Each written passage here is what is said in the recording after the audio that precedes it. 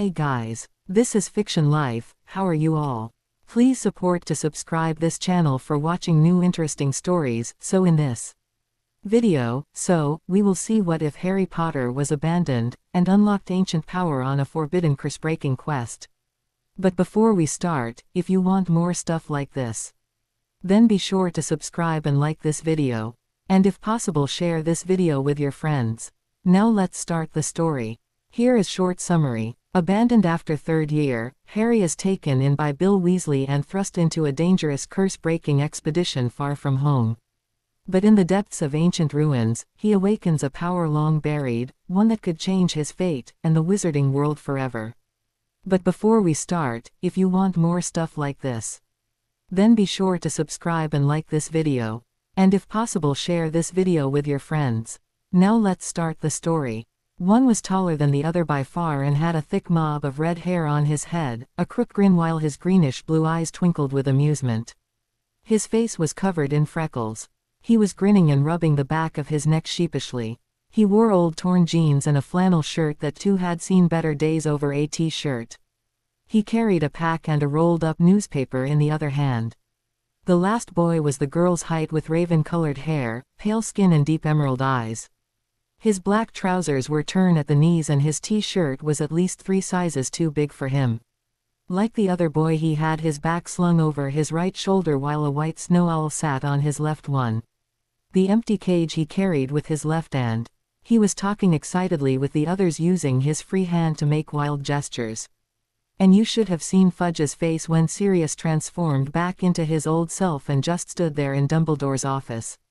It took McGonagall, Snape, Lupin, Flitwick, Professor Dumbledore and an Auror named Moody to shut him up, keep him there and keep him from ordering a whole squad of Aurors together with some Dementors right to Dumbledore's office. Who keep that Fudge was so obsessed? Harry Potter told his friends. They were listening eagerly, wanting to hear everything about the meeting they had not been allowed to attend even though they had played a significant role in its creation, if you could phrase it like that. It seemed unreal to each of them that only 2 weeks ago they had helped solving one of the greatest injustices of their society. The unjust imprisonment of Sirius Black 12 years prior. After the fall of Voldemort, Black had not only been accused to have betrayed Harry's parents to the Dark Lord but also have caused the death of 12 Muggles and 1 wizard named Peter Pettigrew. Without a trial, he's been sent to the wizard prison Azkaban and left there to rot. But Black, who was also Harry's godfather, had been innocent all along. Peter Pettigrew had been the one to cause the explosion and then had faked his own death and framed Sirius. 12 long years the traitor had hidden in his animagus form of a rat at Ron Weasley's home before they had discovered his true identity and confronted him.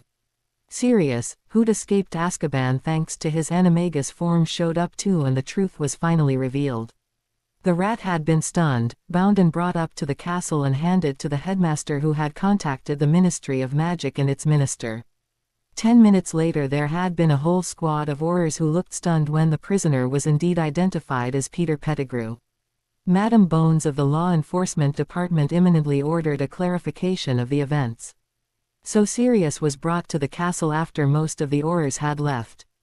Under the influence of a strong veritaserum, both suspects had been questioned and their answers had been written down. Memories had been examined and statements been taken.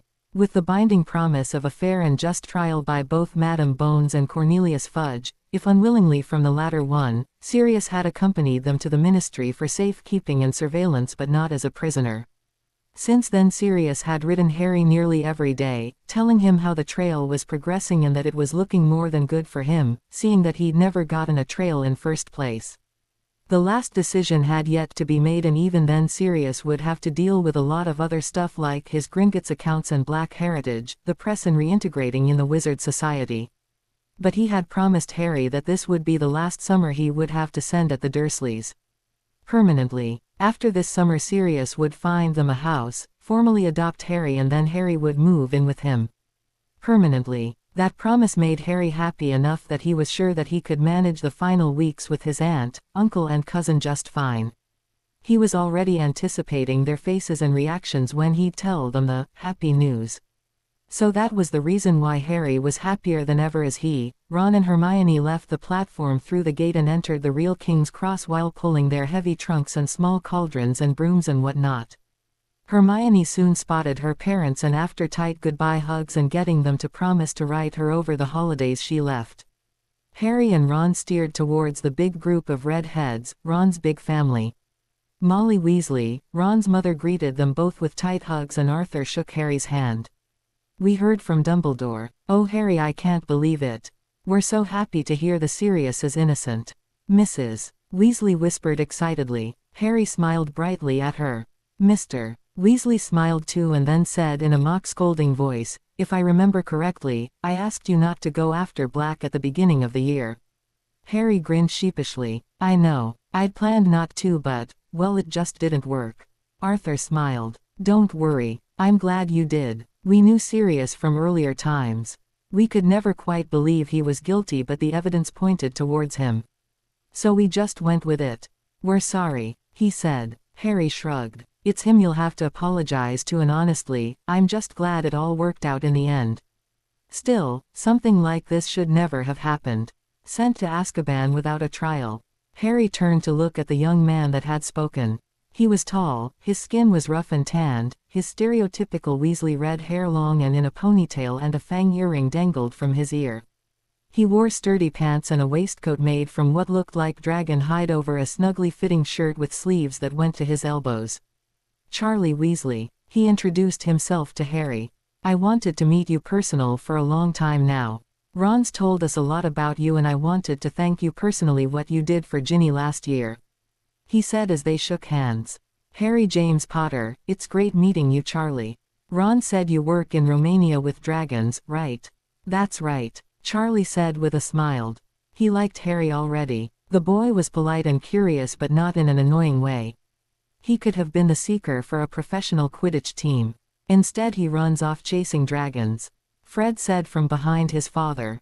Charlie rolled with his eyes. "What can I say? Quidditch wasn't dangerous enough for me, I guess."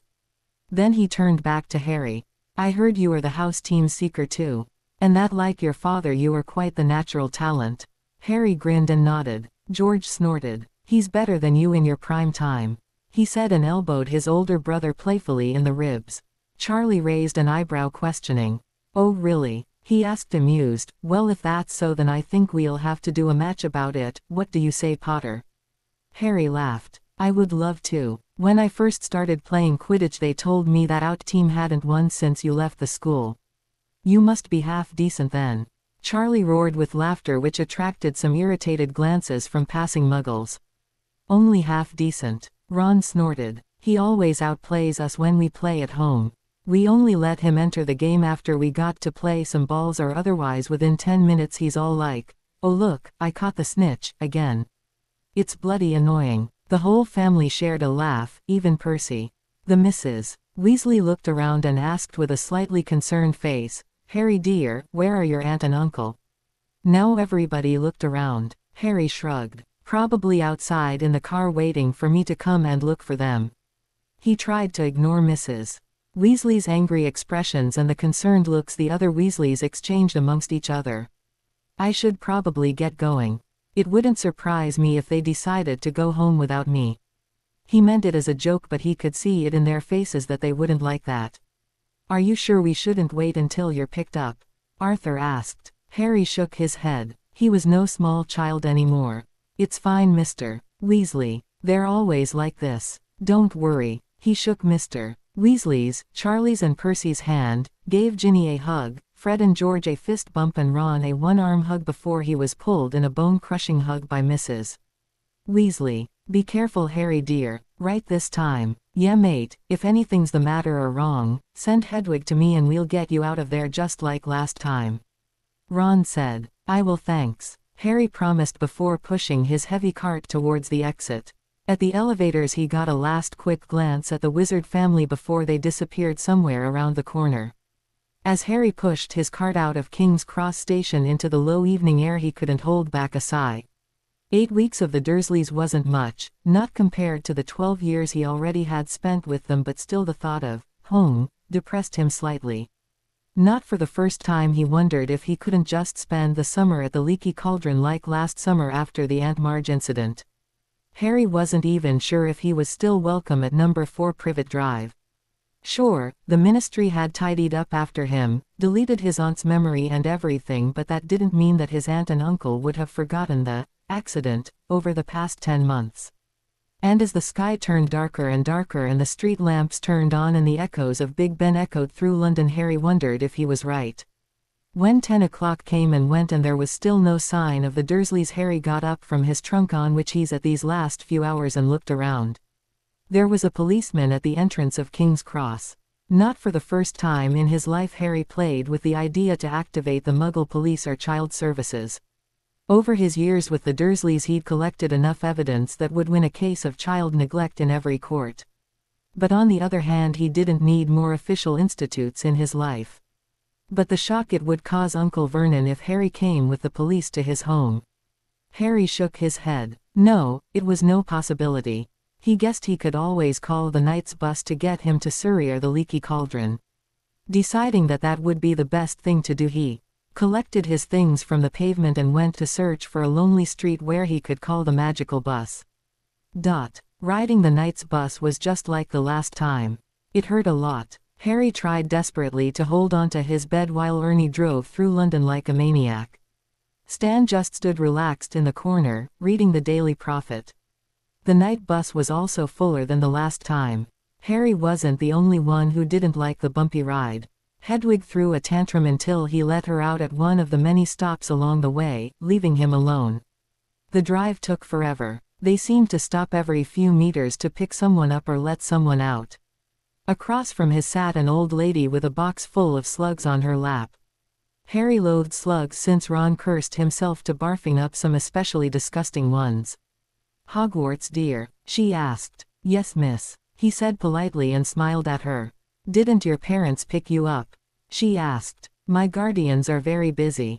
They probably forgot," Harry said. "Poor thing." "It's all right, miss." The bus came to an abrupt stop and Stan shouted, "Board, Hobblegook Village." The old lady got up, patted Harry on the head and said, "Well, enjoy your holidays anyway. Have a good time yourself." Harry said and smiled. As soon as she was gone a new customer entered. He was clad in a long traveling cloak and had at least a dozen scrolls in his arms. "I'll pay you in a moment, Stan, just let me put this down," he said and unloaded the scrolls onto the just emptied bed in front of Harry. One fell from the bed and rolled towards Harry but the man didn't notice. Harry picked it up and wanted to give it back to him but Stan beat him to it. "Weasley, back in the country at least. What happened to Apparition?" the conductor asked grinningly. "They don't let you if you're hurt. The risk that you splinch is bigger than apparently. And the only portkey they had only took me this far to home." "Mate. Ottery St. Catchpole, I take it." "Yes please. 16 sickles. That is if you don't want any hot coca." "No thanks. The last time I had any of your coca I had indigestion for a month." Stan just laughed. The man turned around and sat down on the bed, taking off the hood. Familiar Weasley red hair appeared, together with a handsome face and blue eyes. Under the cloak he wore simple black robes with golden embroidery on the leftover jeans and a white shirt. The boots were slightly muddy and he had a homemade scarf wrapped around his throat and fingerless gloves on his hands. The only thing that didn't match him were the claw marks on his face. They looked old, yes, but they were still visible. "Hi, I'm sorry, but you dropped this," Harry said and handed him the scroll. The man looked up surprised. "Thanks, man. Would have been in big trouble if this one had gotten lost," he said and put the scroll with the others. When he looked back at Harry his eyes went wide. "Bloody hell, you're Harry Potter," he muttered. Harry grinned. "And I take you are William Weasley, the oldest of your siblings." "Call me Bill," Bill said and extended his hands and shook Harry's with much gusto. "It's awesome to meet you," Bill said. "And it's awesome to meet the person Ron has his bloody hell from," Harry greeted back. Bill laughed. "Well, what can I say, oldest sibling is always a role model. Though I think my mom wouldn't agree with you on the bloody hell part." Harry laughed too. "No, she wouldn't. Are you on your way home?" Bill asked. "Yeah, it's rather late," Bill said, looking out. My relatives forgot to pick me up and since I have no mobile I couldn't reach them. Bill nodded. Trying to change the topic, Harry nodded towards the scrolls. What are those? Ron said you were a curse breaker. Is that art of your job? Bill's eyes lit up like a Christmas tree. Oh yes. They are spell rolls. I have to decode them as a preparation for a mission in a few weeks. What exactly do you do as a curse breaker? Well, there are a lot of old places all around the world, like old tombs or temples or hidden caverns that are spiritually cursed. Not always bad cursed, more like protected. It's our job to decurse them so they are safe, for muggles and wizards alike. Usually these places have hidden treasures and stuff like that which we take back to Gringotts, our employers, and sell. Bill explained. That sounds really interesting. Is it dangerous? Not if you know what you have to do. Bill said smilingly. And what kind of mission are you going on? My team and I are out searching for an ancient heavily cursed in Cambodia. Our detectors have registered a lot of bald energy down there and informed us. Most likely an old temple or something alike. So you are basically treasure hunters. Bill grinned. Yeah, more or less. Then you're probably really good in defense against the dark arts, right? I mean if you have to deal with cursed and things like that. Yes, but Dada is only the second most important thing. You have to be good in. Right there the night bus came to another abrupt stop and Stan shouted, Surrey, Magnolia Drive. Sorry, that's my stop. Harry said apologetic and quickly collected his things. No problem Harry, I tell you another time we see each other. I'm sure that'll be soon. You're coming to the Burrow sometime in the near future, right? Bill said. I hope so. He and Bill shook hands. It was nice finally meeting you Harry, see you soon. You too Bill. Harry watched as the knight's bus disappeared with a loud crack, before he picked up the handle of his trunk onto which he'd bound his broomstick and cauldron and picked Hedwig's cage up with the other hand while carrying the bag he had with him on the train diagonally over his back. Packed like a donkey he started walking towards his home. The silent whooshing sound of wings cutting through the night informed him on Hedwig's arrival. The owl landed gracefully on her master's shoulder and nibbled softly and affectionately on his ear. Hey girl, he muttered. She hooted softly. Yeah, not my favorite way of traveling either, but I had no other option. It's not like I could fly with my broom. He reached into his pocket and produced some slightly flattened owl treats he still had in there for the train ride. Hedwig took them happily. Harry was relieved when he finally made his way to Privet Drive. His things were so heavy he wasn't sure he could drag them any further. Only now he'd forgotten to put a feather-light charm on it back at Hogwarts. Then again his head had been so full and occupied with more important matters than his trunk. Now he regretted its slights. Just thinking of having to heave it up the Dursleys' stairs with Aunt Petunia looking at him like a hawk so he wouldn't scratch the walls or stain the carpet while doing so, he had to suppress a groan. Arriving at NR4 he looked at Hedwig. Come on girl, you know they don't like it if I let you out of your cage. Don't worry, I let you out as soon as I can. With Hedwig in the cage he carefully rang the bell. Although it was late the house was still alight and he could hear the television from the living room. Then he could see the tall and thin outline of his aunt making her way towards the door. When the door opened Harry sat on a polite smile and said, Hello Aunt Petunia. How was your year? Mine was great. Petunia Dursley just looked at her nephew with horror and disgust. You dare to come back here? She hissed. After everything you have done. Well, it is the place I live. I have nowhere else to go. Harry said slowly. But not for long anyway, he added in his head. His aunt gritted her teeth. You little freak. She hissed and pulled him harshly and sighed. Do you know what you have done? How far you've gone? Enough is enough. She pulled herself up to her full height and said, Why else do you think we didn't come to pick you up? We don't want you here anymore. Although Harry had already guessed so and knew that the Dursleys hated him, he still couldn't help the feeling of pain and hurt in his. It was stupid to feel so, but the harsh words still cut through him. I'm sorry, but she started it, she baited me. Accidental magic can't be controlled. You think that justifies anything? His aunt shrieked. Honey, what's the matter? Vernon Dursley's voice suddenly boomed from the living room. The freak dared to come here, Vernon.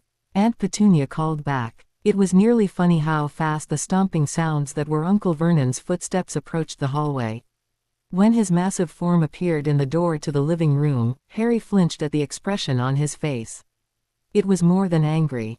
It was murderous. "You," he growled. "Me," Harry said weakly. He couldn't muster strength for his usual cheek. He was tired and emotionally drained. The truth on how much his aunt and uncle actually hated him just sank in deeper. "What do you think you're doing here?" Vernon asked, his giant mustache quivering. He looked even more like a tuskless walrus. "Please, I'm sorry for what happened the last time I was here, but it was not entirely my fault. But I have good news. This is the last summer I will spend here. My godfather turned up. He's agreed to adopt me. All I ask is for you to let me stay for a few weeks before I'm off to the Burrow."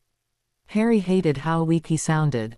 Since when did he let what the Dursleys said go under his skin? Begging them to let him stay. Never. Enough is enough. There was a line. You crossed it and now you must face the consequences. Vernon said, his eyes full of barely concealed glee. "But, all my stuff," Harry tried. "I suppose you can get them. It's not like we want them or anything else that reminds us of you in our house." Petunia sneered, arms crossed before her. "Thank you," Harry muttered. "Well, go on then, boy, you have 2 minutes. Then I don't want to have to see your face ever again." Vernon growled. Harry hurried up the stairs into his room. There wasn't much in the room that was his anyway. In a spare backpack that he found under his bed he stuffed the picture of his parents, the photo album Hagrid had given him, his Gryffindor flag and most of his cloths, as well as the blanket he'd been wrapped in as a baby when he'd been left on the doorstep of this very house, which he was now being forced to leave. The blanket had grown with each year that Harry had grown. He guessed it was part of some magic that it had been exposed to. "Hurry up, boy," came the shout from downstairs. Harry flew down the steps. This was ridiculous. He was 13. They couldn't throw him out.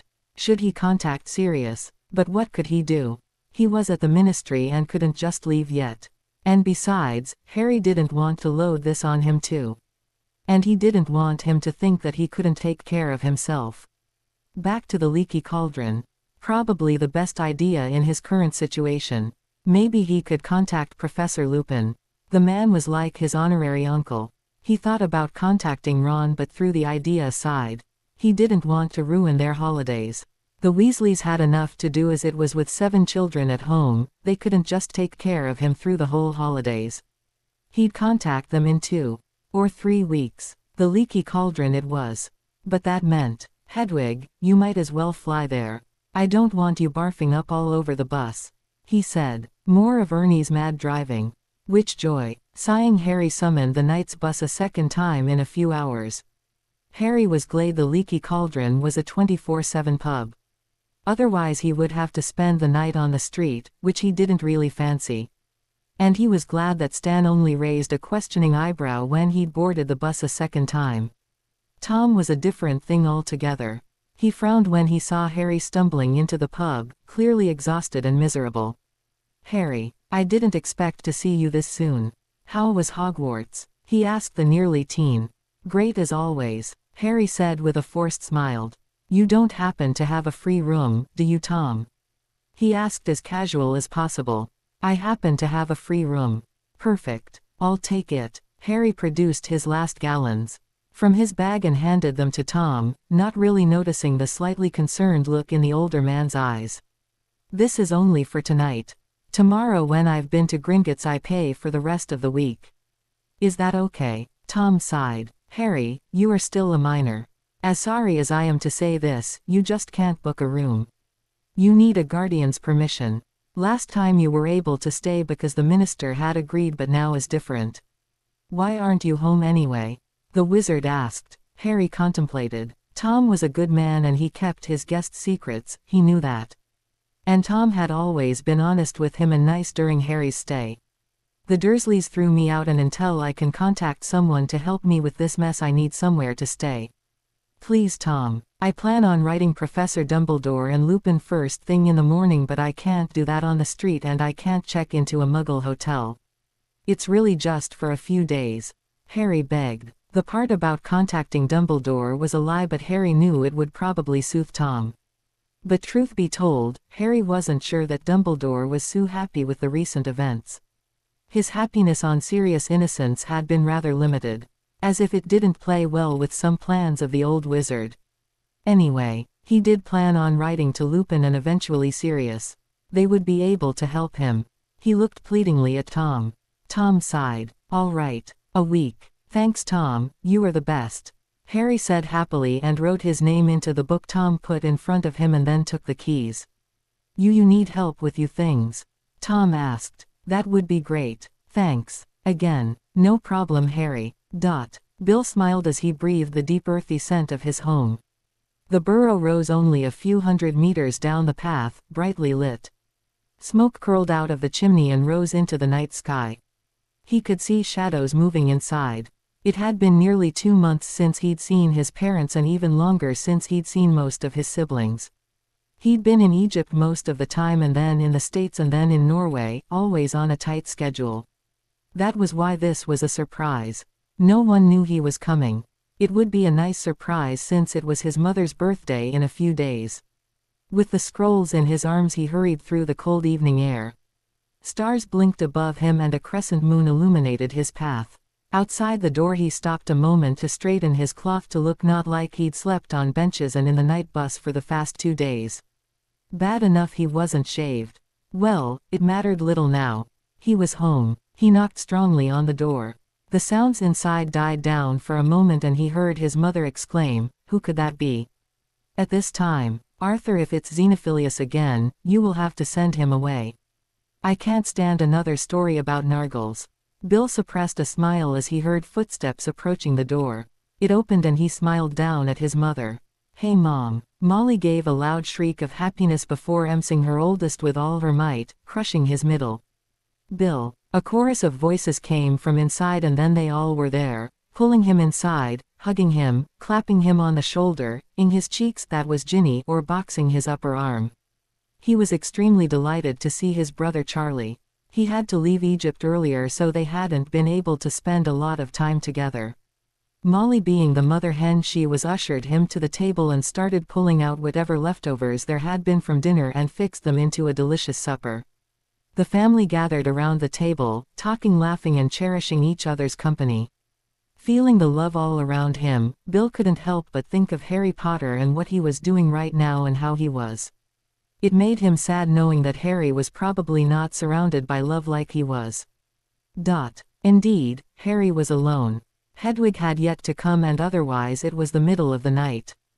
Despite being utterly exhausted, he couldn't sleep and spent an hour turning from one side to the other, trying to find a comfortable position. Merlin, this was all messed up. For years Harry had wanted to escape the Dursleys and now that he was, the timing couldn't have been more unfitting. Hopefully Lupin would be able to help him. Breakfast the next morning was a pleasant thing. Since it was still early into the holidays the pub wasn't overloaded with people. Harry had a nice English breakfast before he headed to Diagon Alley. As he walked through the magical alley he thought about the letter he'd sent Lupin first thing in the morning. He hadn't wanted to worry the werewolf unnecessary so he had phrased his problem as harmless as possible. Dear Professor Lupin, I'm sorry to bother you this early in the holidays but a little problem has risen up that can't be dealt with later. When I returned home, the Dursleys were still very angry with me for blowing up Aunt Marge. So they threw me out of the house. Don't worry, I'm at the Leaky Cauldron. Tom's taking good care of me. I have a bed and food and am well. I know that with Sirius Trail and everything I can't bother him but I need help. Please answer me soon. Harry J. Potter. A bit formal maybe but okay. As he walked past Madame Malkin's all-occasion robes he stopped and looked down at his cloth. All Dudley's hand-me-downs, too big, too dirty, too torn. He eyes the shop window. Madame Malkin also sold regular cloths like jeans and shirts. New cloths would be a great thing. Hurrying to Gringotts he withdrew some money and headed back. Madame Malkin, the friendly patron of the shop, greeted him enthusiastically. Bit early dear for new Hogwarts things, don't you think? Maybe I can help you with something else? She asked. Harry smiled at her. Yeah, actually I'm looking more for casual everyday cloths, you know. These are my cousin's but he's far bigger than I am. Of course dear. Madame Malkin taped at the measure band with her wand and it jumped into the air, ready for work. Let me take your measurements and then see if there is something in my shop that will fit you. As the tape swirled around Harry, Madame Malkin chattered away in a pleasant way. She talked about the latest Quidditch results the Cuddly Cannons had lost against the Storm Harpies, something Ron wouldn't like, especially since Ginny was a Harpies fan, then about something the Daily Prophet had written about an explosion in a wand maker shop in Istanbul, and then about the weather. Now then, dear, what were you thinking of? She asked, as she led him through the rows of cloths. Just 2 or 3 jeans, some shirts and a jacket. I don't need robes right now, he said, shrugging. Colors. Cut. Anything I should know. Green and black is okay, red too I guess. He said, not really sure. He never had a say in what he could wear. Madame Malkin nodded and made a wide movement with her wand, and seconds later a small pile of cloths floated towards them. She handed them to Harry. Go on and try these on while I look for some shoes. Yes, thank you, Madame Malkin. It's not a problem, dear. So Harry ended up with 3 jeans, 2 blue, 1 black, about a dozen t-shirts, none of them really something special, in mostly black, green, white and some red ones, a gray sweatshirt and a thin dark brown leather jacket, and a new pair of shoes. He changed into one of the blue jeans, a white t-shirt, and put the jacket on top. The rest of the cloth went into a bag Madame Malkin handed him.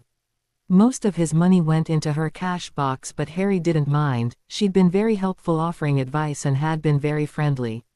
As he handed her the money, she asked all of a sudden, Dear, don't get me wrong, but your glasses need to be replaced. They are out of fashion and really don't suit you. Ever thought of square glasses or contact lenses? He took off his glasses and looked at them. It was true, it was an ugly thing, but it had been part of him ever since he was little. But Madame Malkin was right. Is there a shop nearby? He asked. A little bit down the street next to the apothecary. Ask for Luis and he'll help you out just fine. Thanks, Madame Malkin. Oh, it's no problem, hun. Enjoy your holidays. Thank you, I will. The optician was a small shop. It had everything from normal glasses to magic glasses to contacts to magical eyes like the one he'd seen on the Auror Moody. Upon entering the shop, a small man appeared behind the counter, smiling pleasantly. Good afternoon, he said in a low silky voice. How can I help you, young man? I am correct that you will want to exchange that horrible piece of thrash on your nose against something that suits you more? He asked. Harry looked at him for a moment, affronted, before sighing. Yeah, you said it. Great. Come along. My name is Luis, and the first thing we will do is test your eyes. The test was similar to what Harry had been through several years back when he'd first gotten his glasses after it became apparent to his teachers that he couldn't see. Aunt Petunia had dragged him to the cheapest optician, had gotten him the cheapest glasses, and hadn't been there with him ever since. Harry was sure that his eyes had gotten worse over the time, but he could still see well enough that it wouldn't bother him. During lessons or Quidditch he always used a spell that would improve his eyesight, but only worked for an hour or 2.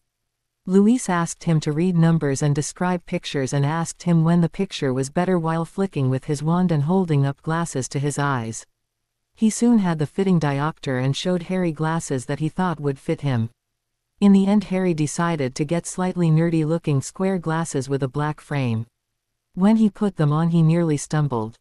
It was like looking at the world for the first time. Luis smiled at him knowingly. Harry left the shop after giving Luis a big tip as thanks. Sitting now at the ice cream parlor and enjoying the great ice in the blazing afternoon sun, Harry felt a whole lot better than last night. When he returned to the leaky cauldron, Hedwig was there, asleep on her perch, and a letter lay on the desk. Remus's answer was here. Bill slandered down to breakfast, breathing in the deep aroma of bacon and scrambled eggs. There was nothing like homemade food. Morning, Mom, he said upon entering the kitchen, and went to his mother's cheek. Morning, son. You're up early. I expected you to be asleep until noon after your long journey.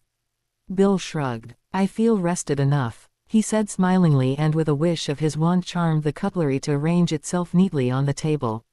Your father's already gone to work, Molly told him. So only 8 dishes, dear. Yes, Ma. As the minutes ticked by, more and more activity got into the house. Bill heard doors open and close, muffled voices, louder voices, voices arguing whose turn it was to be first in the bathroom and who was the swine that had left his dirty cloth in front of Ginny's room and whose fault it was that the alarm had gone off so early.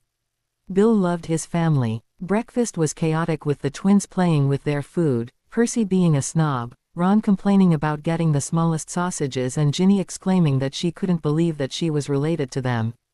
Normal family chaos. This reminded him. "Mom, when can Harry come?" he asked. Molly, who was spooning herself some of the scrambled eggs onto her plate, asked without looking up from her task. "Harry who?" Bill rolled his eyes. "You know which Harry I mean, Mom. Harry Potter." His mother looked up, looking perplexed. "When did you meet Harry?" she asked at the same time as Ron asked, "You know Harry?" Bill rolled with his eyes. "Yes, I know Harry Potter. When did you ever meet?"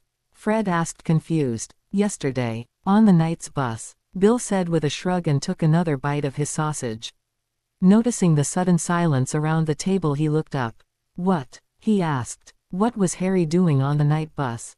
Molly asked. "Driving home," Bill said. "But he told us his relatives would pick him up." Ron said. "He said that they'd probably forgotten and since he couldn't reach them he decided to take the night bus." He didn't really elaborate. "The night bus is no place for a 13-year-old boy," Molly shouted. "Those muggles he lives with really are the worst kind there are." George said. "I'll write him, making sure he's okay," Ron said and got up. "Do that, Ron. I'll see if your father can do anything when he gets home." Bill was slightly confused. "What's the matter?" he asked, not really understanding what the fuss was about. So Fred and George explained to him the rescue mission from the previous summer and what Ron they knew about the Dursleys. As expected, Remus's answer was full of concern and worry and slight anger.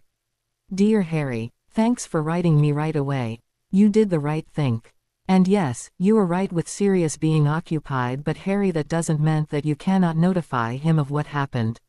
If you want I can do that and explain it to him. Let's meet up at the Leaky Cauldron tomorrow for lunch. You tell me everything that happened and we'll see what we can do. Seeing that you wrote me and Dumbledore is not yet up and about, I can safely assume you didn't write him and don't want him to know of the recent developments for now. Don't worry, this is between you and me for now. See you soon, Remus." Thank Merlin was Harry's first thought. I can always depend on Lupin. It wasn't like Harry distrusted Dumbledore, no, quite the opposite. He trusted Dumbledore, but his life had taught Harry early that it was better to not trust someone blindly. He trusted Dumbledore to lead the light side against Voldemort, he trusted the man to have a plan and he trusted in the man's power. But Harry knew Dumbledore was a man for the greater good. And in the name of the greater good even the best of men tended to do horrible things. Dumbledore was no evil man. He had good intentions and wanted to do the right thing, wanted to help rid the world of this Dark Lord like had before. He knew what it meant to suffer and he knew that people suffered. But that also meant that there was nearly nothing was unwilling to do. Whatever happened that night ago in Godric's Hollow, it made Harry the center of this war. It made him important. Harry was young but he was everything but stupid. He knew that sooner or later he would fight. The year relatively quiet, aside from Trelawney's prophecy of servant and master being reunited. Harry was pretty certain that this servant was Pettigrew. But his was in Auror's custody, right? It wasn't like he was going to get out of their cells anytime soon. Everything would be fine. For now. Still, that didn't mean that it would stay like that. Harry was a cautious person and he didn't like it if people withheld information from him. Probably a result of always being left out on everything during his messed up childhood. He didn't want to walk a path Dumbledore had laid out for him blindfolded. He wanted to know what he was going, what he should do or what he was supposed to do. He wanted to have a say in his life. This was why he was so insistent that Madame Bones came along with Fudge. He wanted outsiders to know the truth about Sirius, about the little game of power Fudge tried to play with Dumbledore, about the intrigues and what went on behind the scenes of the Ministry of Magic. He wanted to make the wizard world aware of all the bad things that were going on. Not just for Sirius's sake or his own but also for theirs. They were the ones being lied to and that were being deceived. Harry knew from old history lessons about the French Revolution that to defeat a common foe you needed a united force of people that stood behind those demands. Problem was most of the British witches and wizards believed Voldemort was dead, Fudge being one of them. The truth hurt, oh yes, especially after most of them had suffered under Voldemort's reign of terror for years. But a lie would hurt more and kill even more. Harry's train of thought was interrupted by a knock on the door. Getting up, he made sure his wand was within reach and walked over to the door. "Who's there?" he asked through the closed door. "It's me, Tom." Confused, Harry opened the door to see Tom standing there, looking quite concerned. "Is everything all right?" he asked. Tom laughed hoarsely. "That's what I wanted to ask you." Seeing Harry's confused look, he added, "You've been in your room for ages, Harry. You're already late for dinner." A quick glance outside the window told Harry that the bartender was right. It was already semi-dark outside. All along Diagon Alley lamps were lit and most shops started to close. "Oh," Harry mumbled. "Thanks for telling me, Tom, I'll be down in a sec." As Tom set a bowl of stew in front of him, the older wizard asked, "So, got a reply yet?" Harry nodded. "Yes, Remus Lupin wrote me, said that he'll meet me here tomorrow for lunch to discuss my situation," Harry said, with a side glance at the old witch 2 tables over. Tom nodded, obviously relieved. "That's good. Enjoy the meal, Harry." "Thanks, Tom, I will." Bill was working his way through another line of numbers and spells when Errol arrived with a letter. He recognized the seal imminently and tore the letter open when he saw that it was addressed to him.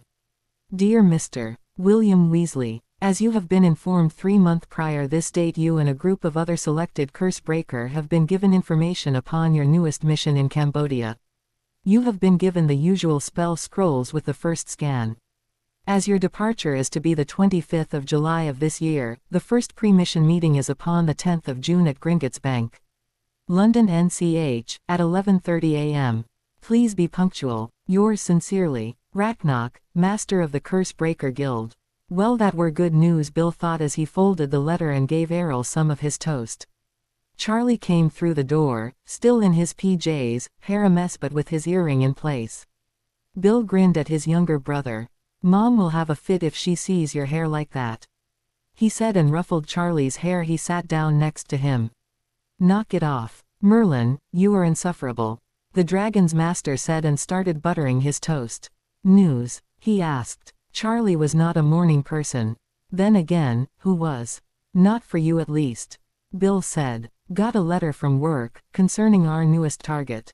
"Cambodia, right?" Charlie asked. "Yes." There were a few seconds of silence, then Charlie asked slowly, "Is it a dangerous one?" Bill sighed. One of his earliest missions had gone horrible wrong when one of his teammates had used a wrong counter spell which had set off a chain of spells which had killed half of their team and had sent the rest to St. Mungo's for 2 months. Bill knew he's nearly died and that it had terrified his family, especially his mother. She had wanted him to quit and get a desk job. There had been a lot of fighting, shouting, ignoring and tears before Bill got to keep his job and Molly started having more faith in him again. But it had affected them all. Ever since, whenever he went on a new mission to some exotic or faraway place, Charlie would ask him that same question. Bill tried to be honest with him, but you never knew until you were actually there. "I don't know. We got clear readings but the energy at that place is very strong. It's heavily protected. It's amazing that no one stumbled across it until now. Something must have set it off." Charlie frowned. "That doesn't sound too promising for me," he muttered into his mug of pumpkin juice. Bill shrugged. He was no newbie on the job anymore. He was experienced and knew how to handle dangerous situations. "It'll be fine, Charlie. Don't get your pants in a twist." "Shut up. Whatever." The next late morning found Harry at a table in a far corner of the Leaky Cauldron, a book on Cursebreakers in front of him. His conversation with Bill on the night bus had made him even more curious, and so he'd gone to Flourish and Blots and had borrowed a book about basic cursebreaking, what it was, what they did, why it was needed and so important, what methods there were, what you had to be good at and career options. It was really interesting and to his surprise required huge background knowledge of curses and anti-curses but also mathematics and runes. He was so absorbed in a passage about together-weaved curses and how difficult it was to unlock them that he didn't notice the hesitantly approaching figure. "Harry?" a familiar voice asked. He looked up. Remus Lupin stood in front of him, dressed in his usual clean but slightly rough-looking cloths, an amused and slightly disbelieving look on his face. Harry smiled as he got up. "Professor," he greeted. Lupin waved it aside. "Come on now, Harry, this is not school, and besides, I think we're long over the professor. It's Remus or Uncle Remus if you want." Harry smiled. "All right, Remus." They sat down and ordered 2 butter beers. Once they got their drinks and were left alone, Remus shook his head and said grinningly, "Look at you, 3 days out of school and you have new clothes that actually fit you and do not make you look like a boy from the street, new glasses, and you've been to the barber's." He was right. Just this morning Harry had looked into the mirror and decided that he needed a haircut. Now the hair was shortened on the sides of his head while still longer and thick on top of his head, and with the little help of some hair gel styled into a slight unruly mess. Harry shrugged. "I didn't plan to. But after the new cloth, Madame Malkin ushered me to the optician and he told me to get a haircut.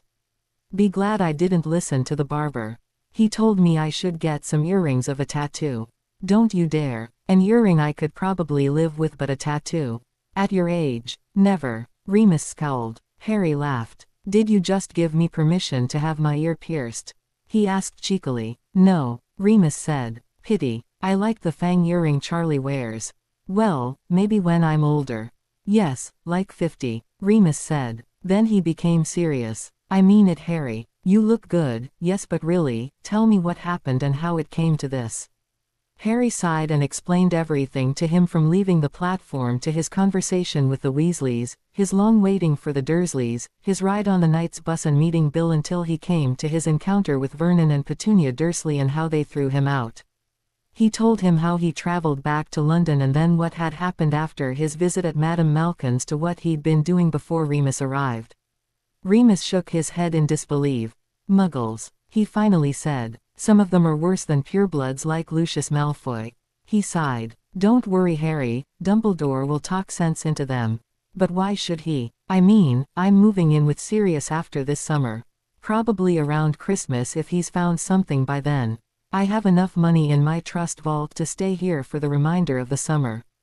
And even that won't be necessary, seeing that I can visit Ron in a few weeks and stay with him until the new term starts." "Why bother?" Remus laughed dryly. "Harry, you and I both know Dumbledore's a great man, but let's not forget that he was the man who didn't step in when Sirius was having his trial denied and sent you to the Dursleys. The man has plans and he won't drop them so quickly. He can live with Sirius being free and cleared of all charges, but he won't allow him to adopt you and, sorry for the phrase, keep you. I don't say that I understand everything Dumbledore does, but he had no say in this matter, even if it is for the greater good. Quote, and I stand behind you, Harry. I just beg you not to underestimate him, and I don't want you to be enemies. You need each other. We all need each other. We can't afford to be more divided than we already are." Harry nodded. "So," he said, changing the topic, "what's the word on Sirius's trial?"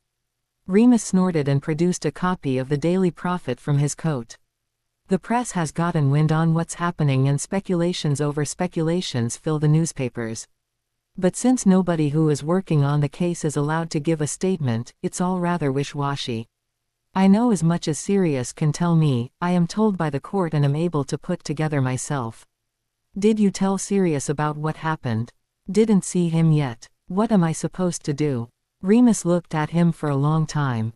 "Well, you are taking care of yourself, as I see. You have not gotten into any trouble yet, which I demand stays this way, and you have not pierced any body part yet, so I guess you can stay here for now. I would offer you to stay at my place, but it's no place for a teenager. We keep in touch and I come and visit now and then. And you write Ron and ask him when you can come to the Burrow. As soon as you know, you write me and everything will be fine." Harry nodded. "Sounds like a plan." They both got up. "Stay out of trouble, write to me when something's wrong, and if you have a pierced ear the next time I see you I will lock you up in my house." Remus said. "I promise." Harry said again. "I solemnly swear I am up to no good," Remus said with raised eyebrows and a smile on his lips. Mischief managed, Harry responded. Remus pulled him into a brief but unexpected hug. Then he left. Harry spent a nice and relaxed week in Diagon Alley. Most of the shop owners remembered him from last summer and greeted him happily when he strolled through their shops again. Mrs. Ellicott, who owned the apothecary, invited him to a cup healthy herbal tea, but one could never be sure what else was in herbal tea, so Harry declined politely but promised to come by again. He'd received his first letters from both Ron and Hermione, both asking how he was. He'd sent short replies, assuring them he was fine. Otherwise, Harry had read through 3 books on curse-breaking before he decided to have a look at arithmetics. He knew Hermione had taken that subject and said it was a lot about the theory behind spells and what spells actually were. He borrowed the 3rd-year book on the subject and skimmed through the first chapters, hoping to be able to understand some of it on his own. In theory, every spell you be written down in a row of numbers from 1 to 7. Each spell had its own code, as it was called. When decoding a place or thing, one had to look at the numbers and find out which spell was behind it and which spell was the right counter curse. For example, was the combination 2,316,457 the Expelliarmus charm? It was easily countered by the Protega spell. These were the easy cases. But in most cases spells were weaved into each other. Whereas the jelly leg jinx ended with the combination 3,617,452, the stinging hex started with these 3 numbers, as thus the rest of the spell was just added when weaved together, so you had 3,617 first part of the jelly legs jinx, 452 shared end beginning, 7,631 rest of the stinging hex, making it a total of 36,174,527,631. It reminded Harry of a letter mash where you had to find words hidden in a mess of seemingly unordered letters. Sometimes the same letter belonged to more than one word. You had to decipher the numbers right, or when decursing the place or the object, something could go wrong and injure or even kill you. Then there were rules, similar when brewing potions. In potions there were some ingredients that didn't mix. Same thing with spells. Some spells couldn't be combined. Some had reasons, like the killing curse, Avada Kedavra, couldn't be combined with reviving spell, Enervate, since they were complete opposites. Others, when combined, neutralize each other, or one neutralizes the other. That was usually the case when both spells started and ended with the same number, such as Petrifitus Totalis 7,624,315 and Lumos 7,163,425. Spells that had the same middle combination could strengthen each other when one or both were set off, like Crucio 7,612,354 and Stupefy 6,512,347. There were 1,000 more rules, important exceptions, special cases, circumstances why this and that wouldn't work or apply, like a random number thrown between to confuse the Cursebreaker, for example, but the basics were very simple and Harry understood the principle. That was when the runes were added. If a rune was drawn before or after a spell, it could mean that spell would do the exact opposite. Like a sleeping spell will give you an electric shock to wake you up, even though it looks like a sleeping spell, because of the numbers, and that all because of a small rune that stood before it. And then the origin of the rune had to be considered, and its 3,000 meanings and more. By the end of the chapter, Harry's head was hurting and he decided to take a break. There was a lot more to the job than adventures in exotic countries like he'd read about in some books. Enjoying another fantastic ice cream cup, he scanned the passing crowd of wizards and witches of all ages. With the new hair, sunglasses and new cloths, he looked like every other teen wizard and was blissfully ignored. His eyes caught sight of familiar red hair, clearly recognizable scars, and an armful scrolls. Bill Weasley was walking in a brisk pace across the alley towards the imposing building of Gringotts Bank. Harry had read that most curse breakers were employed by Gringotts rather than the Ministry because of all the riches they could usually find in old temples and sacred places. It was likely that Bill is too, and he had said that he would be going on a new mission soon. Maybe this had something to do with it. He decided to wait for the oldest Weasley child, so they could continue their conversation from a few nights ago. Maybe he could ask Bill when he could come to the burrow anytime soon. No matter how nice it was to stay at the Leaky Cauldron, he still missed his friends and he had promised Charlie a seeker's match. Bill emerged nearly 2 hours later. Harry had finished another chapter about detecting curses when he saw the familiar mane of red hair exiting Gringotts. He got up from his table and stepped out on the street to intercept Bill on his way. When Bill, as in shouting distance, Harry waved and shouted, "Bill." Bill's head snapped around and located Harry. A frown appeared on his forehead. Harry suppressed a grin. Bill didn't recognize him. Bill slowly made his way across to him. Hello?" he asked uncertainly. Harry rolled with his eyes, though Bill couldn't see that because of the sunglasses. "Really, Bill, it's only been a week. Have you already forgotten about me?" he asked while exchanging the sunglasses for his regular glasses. "Harry?" Bill asked, slightly stunned. "The one and only," Harry said as he held out his hand. Still slightly overwhelmed, Bill shook it. "Do you have a minute?" Harry asked. "Or are you needed somewhere?" Bill finally got a grip on himself and grinned. "I got time. Nice hair, by the way." "What can I say, they forced me," Harry said dramatically. "All you're missing is an earring. You're the third person telling me this. Three's the charm, they say. You think I should?" Harry joked as they sat down at his table. Bill grinned. "I know Charlie would make you one for free." "Did he make his?" "Oh yes. He went into his room, came back out 2 hours later with a freshly pierced ear. When Fred and George saw, they wanted to do it too, but Mom threw a fit so bad they didn't dare. And Charlie was grounded for 3 months. But no matter what spell Mom tried, she couldn't remove the hole. Charlie made sure of that." Harry laughed loudly. "Your poor mother," he said. Bill shrugged. "What are you reading?" he asked when he saw the book on the table. He picked it up and looked at Harry inquiring when he read the title. Harry shrugged. "What can I say, you made me really curious about Cursebreaking. It's really interesting and I want to know more your job. I worked through a few books but it's all very theoretically. Do you really have to decipher every number and spell? Isn't that boring? I thought it was no desk job." Bill smiled. "Yeah, well, it's 50-50. First you have to analyze what you're dealing with, that's the whole theory and mathematic and arithmetic part, and then you get to the fun part, the decursing part. That's always great. Camping in strange deserted places where no human has ever been before, seeing cool, really old stuff from ancient times, sometimes you get to keep a souvenir. A lot of mock dueling, teamwork, fun and much more. As for the desk job part, it's partly true. Of course we have team decoding scrolls all the time but we have to do some of the work too. They do the simple and first analysis, we do the subtleties." Bill explained. "That sounds great." Harry agreed. "It is. I love it," Bill said honestly. For a while they were silent, just thinking. Then Bill leaned forward and propped his elbows on his knees. "How are you anyway?" "I'm fine," Harry said with a smile. "Did you already talk with your aunt and uncle about coming to the burrow?" Harry pulled a slight face. "It's not that easy at the moment," he said vaguely. "We could always come and get you." Harry laughed. "I know you could. That's what I'm afraid of. I don't need you to destroy more windows. But honestly, when Ron's already ing around how bored he is without you around to cause trouble and Charlie really wants this match." Harry was slightly taken aback by the question. He hadn't expected the Weasleys to be so eager to have him over. "Well," he said slowly, "whenever your parents will have me over." "I guess," he said. "Great, where's your stuff?" "I'm taking you with me."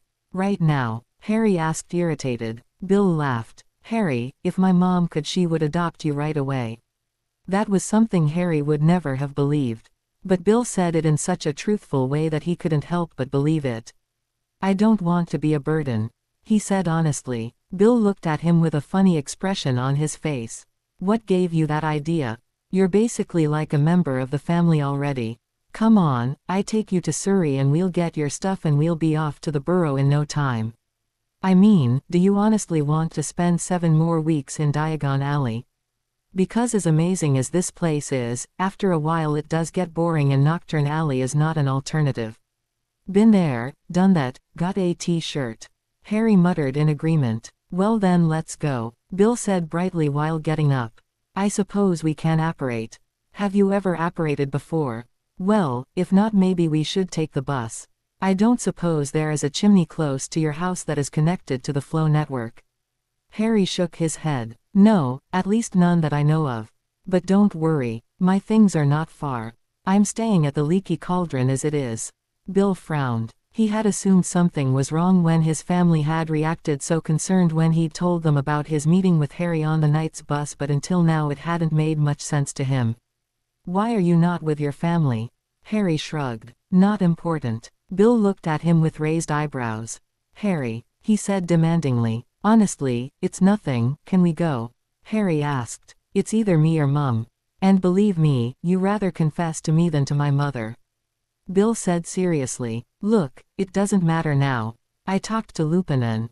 Remus Lupin. Bill interrupted him, frowning. He's like my honorary uncle. Harry explained. Look, the point is, Remus knows, it's all right, and now I'm coming with you.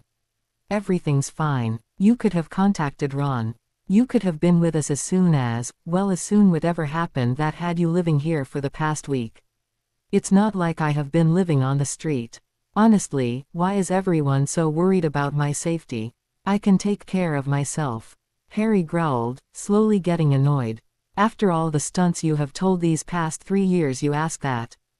Bill asked. Oh, what do you know? You don't know me. Harry snapped, getting angrier and angrier.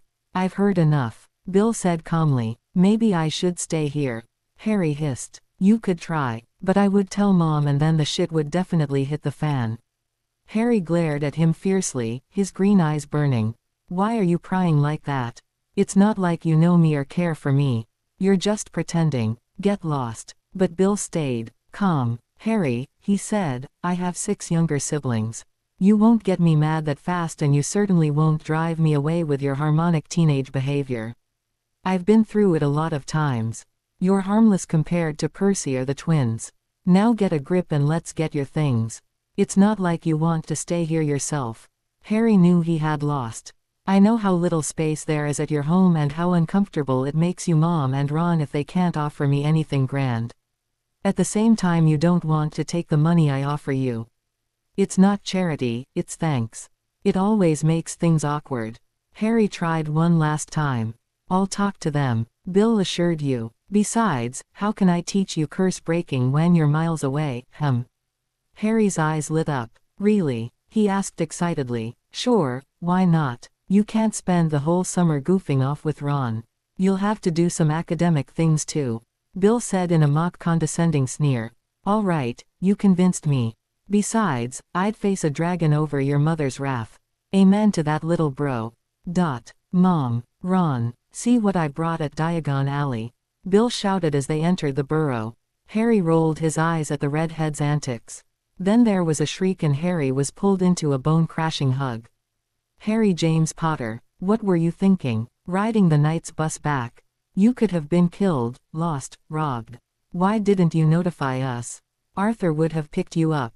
Oh, I'm so disappointed. Don't you know that we'd do anything for you? Molly Weasley shouted hysterically and pressed Harry even further against her bosom. Mom, let him go, he'll snap like a twig. Bill protested, but he was grinning slyly at Harry behind his mother's back. Molly finally let go but still held Harry at arm's length. Well, she demanded, what do you have to say for yourself, young man? Harry's ears were burning. Now he felt stupid for not telling the gentle woman that could be fierce as a lioness when it came to her pups. He mumbled something unintelligently under his breath. What was that? The older witch inquired sharply. He said he didn't want to be a burden. He know how tough it sometimes gets, and you won't even take the only thing, his money, that he can offer as thanks for your kindness, Mom, Bill translated. Harry shot him a murderous look that promised a slow and painful death. Mrs. Weasley imminently got misty-eyed. Oh, Harry, you are no burden. And again chalked him with another one of her famous hugs. We really don't care. So what if it's crowded? We'll manage, we always have. What's one more mouth to feed? No, love. It's fine, it really is. She sighed. And if it means so much to you, we can talk about some kind of involvement on your side. Maybe you can help Arthur with his muggle stuff, or... She was struggling to find the right words. I could cook, Harry offered silently. Molly beamed at him. Yes, like that. You can pay off your debt, as you call it, by cooking or things like that. But only if I get to pay the groceries," Harry said, ignoring her last words. Molly spluttered. Harry knew she was a proud witch from a proud family. But he was offering no charity, he was offering his services. Luckily Bill stepped between them, before they could argue about that point. "Sounds great. So Mom, where's the rest of the crew?" While leading his mother into the living room he looked back at Harry and winked. Harry grumbled but couldn't help but mouth a, "Thanks," back at the older boy. Ron was ecstatic to see him, complimented his hair, told him his old glasses were horrible anyway and that he had always wanted to tell Harry but hadn't want to hurt his feelings, and then demanded what had happened since their departure from King's Cross. Being his best friend, Harry told him everything. Ron cursed the Dursleys to the moon and back, or at least he promised to. After that Harry and Ron helped Fred and Ginny denaming the garden. Harry gave Mrs. Weasley a hand with the dinner, despite her protests, and when Mr. Weasley came home he went with to the shed where he kept all his plucks and radios and washing machine parts as well as his old Ford Angelica and much more. He explained more about electricity to the odd wizard, taught him how the Muggle currency worked and answered about 1,000 questions. When he lay down on his cot in Ron's room under the watchful eyes of the cuddly cannons and with the moon shining through the window, Harry felt strangely content and satisfied.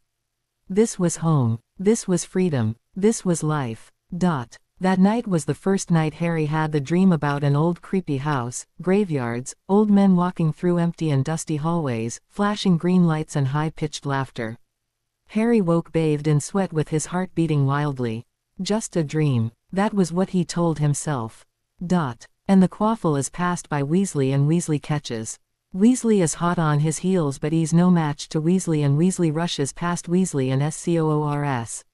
Fred shouted over his teammates' cheers and the other team's laughter. Harry, perched his in the air, grinned at the twins' antics. This was the third game of Quidditch they were playing that late morning. Everyone except Molly was up in the air, even Percy, though he was trying to referee the game. Trying being the important word. Arthur, Fred, Charlie and Ginny were on the blue team while Bill, Ron, George and Harry were on the red one. Arthur and Ron were their respective teams' keepers while Bill and Ginny were the chasers, Fred and George the beaters and Charlie and Harry the seekers. Though they were less people than usual took part in a Quidditch game, it was great fun. Even though Ginny was still young she showed immense promise in the chaser's position. Ron was a good keeper but often not fast or agile enough for Ginny's mean-played throws. Fred and George were in their element, swatting at the bludger with all their might, though they usually aimed at Percy than at the other players. Arthur was playing just for fun and was very careful because Molly was not very thrilled with him flying. But he did hold quite a lot of balls and made a good figure on the broom. Between Charlie and Harry there was war. Charlie had won the first game, making Harry determined to win the second, which had happened within 20 minutes of Percy's whistle blow. Now it was all about the match point. Whoever won this game would be the better seeker. For the remainder of the summer at least. It was a matter of a man's honor and both wanted the title, ignoring Ginny's sarcastic jabs on, stupid boys with their stupid need to prove themselves. They flew at breakneck speeds across the vast field behind the burrow that functioned at the family's Quidditch pitch, trying to outsmart each other, shoving and keeping each other from getting the snitch. They lost it often in their quarrels and the game dragged on and on with their tricks and stunts getting more reckless by the minute. Finally Mrs. Weasley called them down for lunch, much to the relief of the others, but to the disappointment of the two seekers.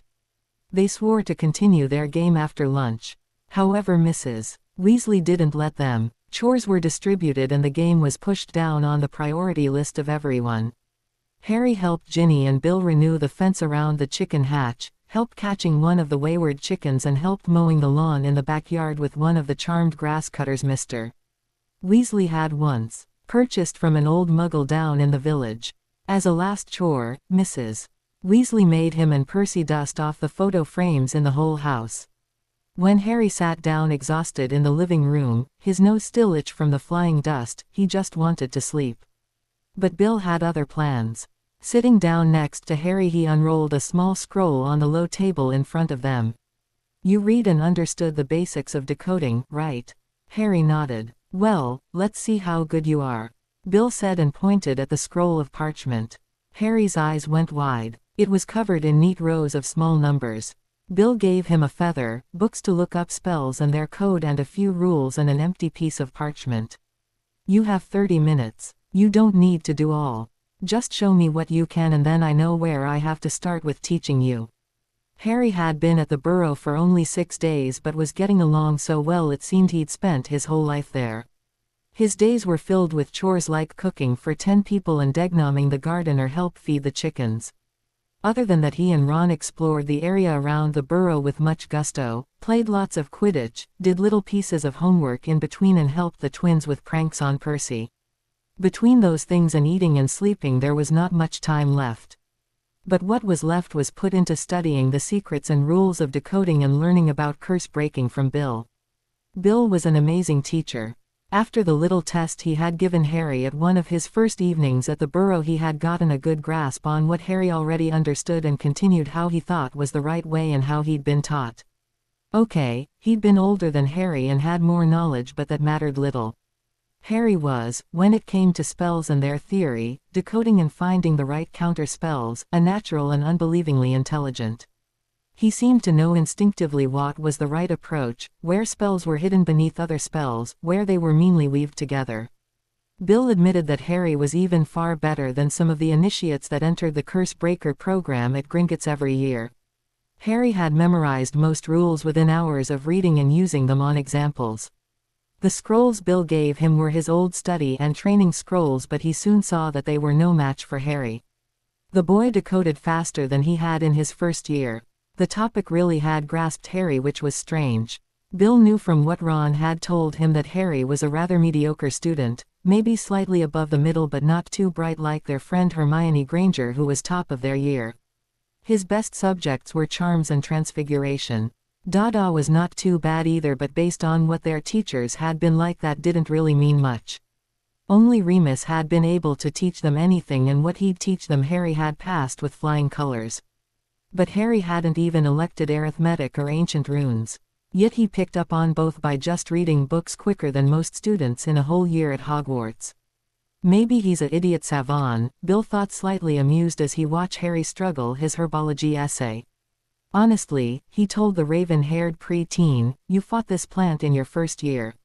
You will be able to say something about it. Harry glared at him. Hermione was the one with the knowledge. I just told her to light a fire with her wand. He growled. Bill went back to his musings as Harry and Ron discussed pros and cons about the Devil's Snare. Harry was talented, gifted even. Bill would make sure it was supported from an early age on. Maybe Harry could become Cursebreaker one day. His thoughts were again interrupted by the sudden blaze of the fireplace. From the emerald green flames a man appeared.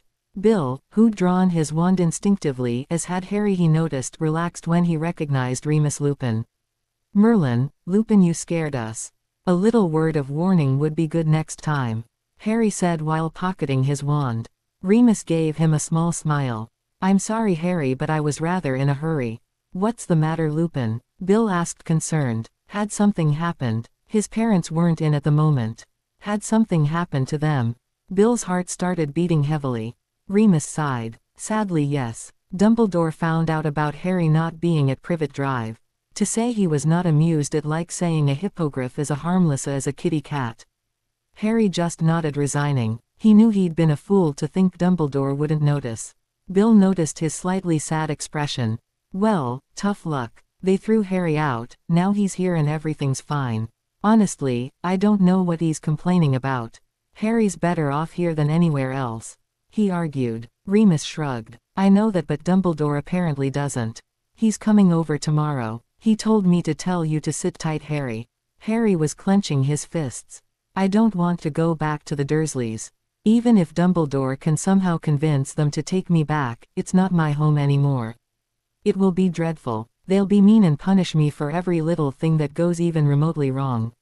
Like Bird dropping on the paint job of their new car, he whispered. Remus looked sad. I know, Harry. Who knows, maybe he'll let you stay. He's probably just concerned. Then why would he come here? Harry asked. Well, you didn't tell him, did you? You told me and I told Sirius. Remus said. And I told you why. Harry said icily. Bill somehow felt as if he was missing some information. Remus nodded. Well, there's little you can do now, he said finally. I just wanted to tell you. Thanks, Remus. No problem, Harry. I'll be there tomorrow too if you want me to. Harry shook his head. Stay with Sirius. The trail is coming to its end. He'll need you. I'll be fine. Remus nodded. All right, but if he tries anything, notify me. Sure. With another roaring of the fire, Remus vanished again as quickly as he'd appeared. It was shortly after dinner the next evening. The whole family sat in the living room and listened to the radio, waiting for Dumbledore. Bill knew his parents were devoted to Dumbledore and his cause, maybe a little too much, but he knew his parents had a backbone too. And the mere suggestion that Harry might have to go back to those horrid muggles had sent Molly into overdrive and made her determined to keep her newest addition to the family. Arthur stood behind it, as did all the others. Even Percy, though Bill suspected that the twins had threatened him with more hair dye in his shampoo if he didn't support Harry. So now they watched as the Fire Trude Green and Albus Wulfric Percival Brian Dumbledore, headmaster of Hogwarts, Mugwump Supreme and whatnot, stepped into their modest living room. His eyes swept over the red heads and stopped at the only raven head in the room. Harry sat between Ron and Bill on the couch with Ginny sitting on the ground before them playing a game of cards. Molly and Arthur sat in old armchairs flanking the couch with Percy standing next to his father, talking about some things at the ministry. Percy had applied there and gotten the job. Molly was reading the newest edition of Witch Weekly, and Charlie was leaning against the wall and Fred and George were standing next to him, arms folded as he listened to the twin best pranks of the last school year. Everyone looked up as he arrived. It was very silent for a second. Only the old clock ticked. Dumbledore smiled widely. Good evening, everybody. I hope you didn't wait long. Only a few minutes, Albus. Please, do you want something to drink? A chair perhaps? Arthur offered with a smile as he got up to shake Dumbledore's hand. A chair would be most appreciated, thank you. Arthur nodded at Fred and George. Get a chair for your headmaster, boys. As the two of them disappeared in the adjoined kitchen to fetch one of the chairs, Molly took over the conversation. Remus said that you wanted to see us. Dumbledore's eyes twitched ever so slightly. Actually just with young Harry and about what happened these past 2 weeks. Alone if you wouldn't mind. No, not at all. Molly assured him with a smile. She shooed the rest of the family out of the living room, leaving Harry with his headmaster alone. Harry looked down at the cards in his hands.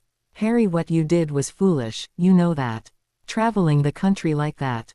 If someone had recognized you, you could have been in great danger.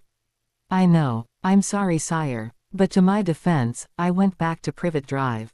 It was just that they threw me out. I didn't know where to go, so I went to Diagon Alley. If I'd stayed against their will, things would have been ugly. Harry said silently. Dumbledore smiled at him. And I'm glad that you left and that you are safe, Harry, don't get me wrong. I'm just disappointed that you didn't tell me right away. What did you think I would do? Force you to go back? Harry looked up and nodded. Better be honest. Dumbledore sighed. Harry, it is true that 12 years ago I thought the Dursleys would be the best solution for you. The blood wards around the house are strong. It is true that you'd be safest there, but I've long since recognized that it's not the ideal home for you. Then why send me back there every summer? Harry asked, astonished about the revelation. I wanted you to have a normal childhood, to grow up away from all the fame and pressure. Never would I have imagined the Dursleys to treat you like a house elf. The older wizard sighed. Harry, I know you doubt me and you were right to do so. Only fools follow blindly. I always thought it would be best to keep you as innocent as possible, but we both know that won't work. Harry nodded mutely. I'm not going to sugarcoat it, Harry. If you want me to be honest I will, but you may not like it. I might as well, because since you don't consider Privet Drive your home anymore, the blood wards will be useless. Then tell me, Harry whispered. And Dumbledore did. Harry, you heard the prophecy Professor Trelawney, Sybil, told that afternoon in her classroom after class, right? Harry nodded. The servant she was speaking of was not serious as many thought. It is Pettigrew, though I am sure you already know that. The master part is simple. Voldemort. No doubt Peter will crawl back to him. The Dark Lord may not have risen yet, but it's only a matter of time. It's always been a matter of time. It's been since that night at Godric's Hollow when your mother sacrificed herself for you. Which takes us to another big thing. You, Harry. When Lily threw herself between you and Voldemort, giving her life willingly so you could live, it created the ultimate protection. Love is a magic much older and deeper and wilder than any dark curse. Voldemort couldn't touch you. The spell rebounded and hit him. You know that. As you know that it didn't kill him, as many believe. A certain minister, for example. Harry swallowed hard. So the only reason I'm alive is my mother's death? He asked hoarsely. I know how that must sound, Harry. And believe me, I didn't intend for you to find out about these things for at least another 3 years. But it's better this way. You need to be prepared for all that will come. Please listen closely now. This is where it gets important. Harry nodded, feeling numb. There's a reason Voldemort didn't die, even though there is no known shield or counterspell for the killing curse. Voldemort is immortal, at least to an extent. Harry frowned. You mean like Nicholas Flamel? In a way. But Nicholas' way was cleaner, better, and without horrible side effects. No, Voldemort did something else. I don't take it you have stumbled across the word Horcrux before, have you? Harry shook his head. Well, a Horcrux is an object that can contain part of a human soul. Dumbledore said solemnly. Harry's eyes bulged. What? He blurted. Basically, Voldemort cut his soul into parts and bound those pieces to certain objects. As a consequence, he couldn't die when his body was killed. The fragments of his soul that are somewhere out there, hidden, keep him alive. Painfully alive. It is very dark magic. It took me ages to find out, but I think it's the only possible answer. How did I figure it out? I didn't, at least not until your second year when you brought me his old diary after your fight in the Chamber of Secrets. There my suspicion seemed to be proved. What, you mean that diary was one of these Horcrux things? Harry asked, shocked. Think about it, Harry. He used Ginny's life force to give himself a new body, a new form. Harry swallowed hard, sinking back into the cushions on the couch. Then a thought occurred to him. But it's destroyed, right? So now all we have to do is kill him and he would die, right? Dumbledore sighed. Right. Harry asked again. But the look in Dumbledore's eyes extinguished all sparks of hope. You mean to say he made more?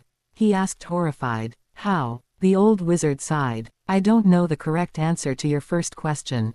I know it must be at least 2, but I'm pretty sure there are more. As to how he split his soul, it can only be done by doing something really horrible. Something that will tear the soul apart. Like murder. Exactly like murder. It's something unnatural. Something the human soul can't handle in most cases. But Voldemort killed so many people.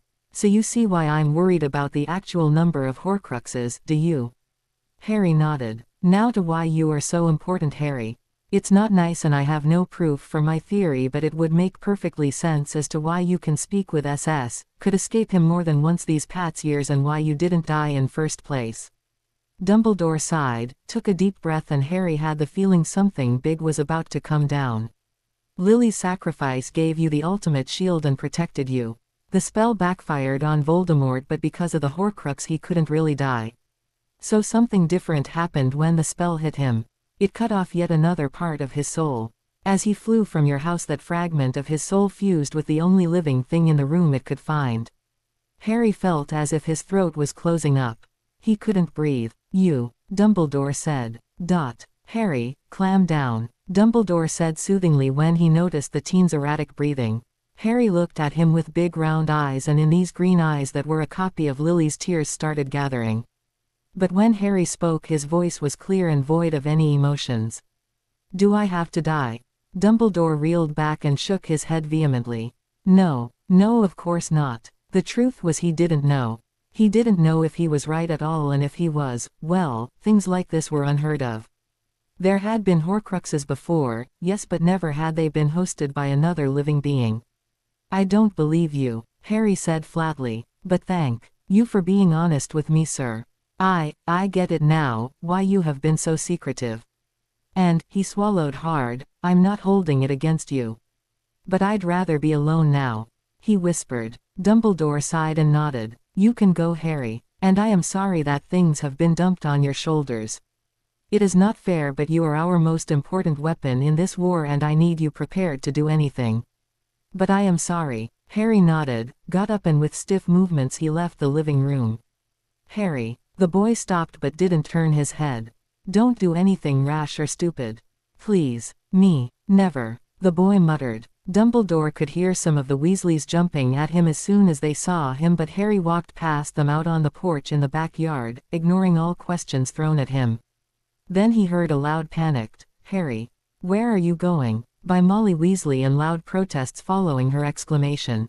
Dumbledore closed his eyes as he listened to heavy footsteps sprinting towards.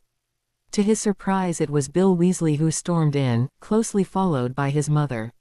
"What did you tell him?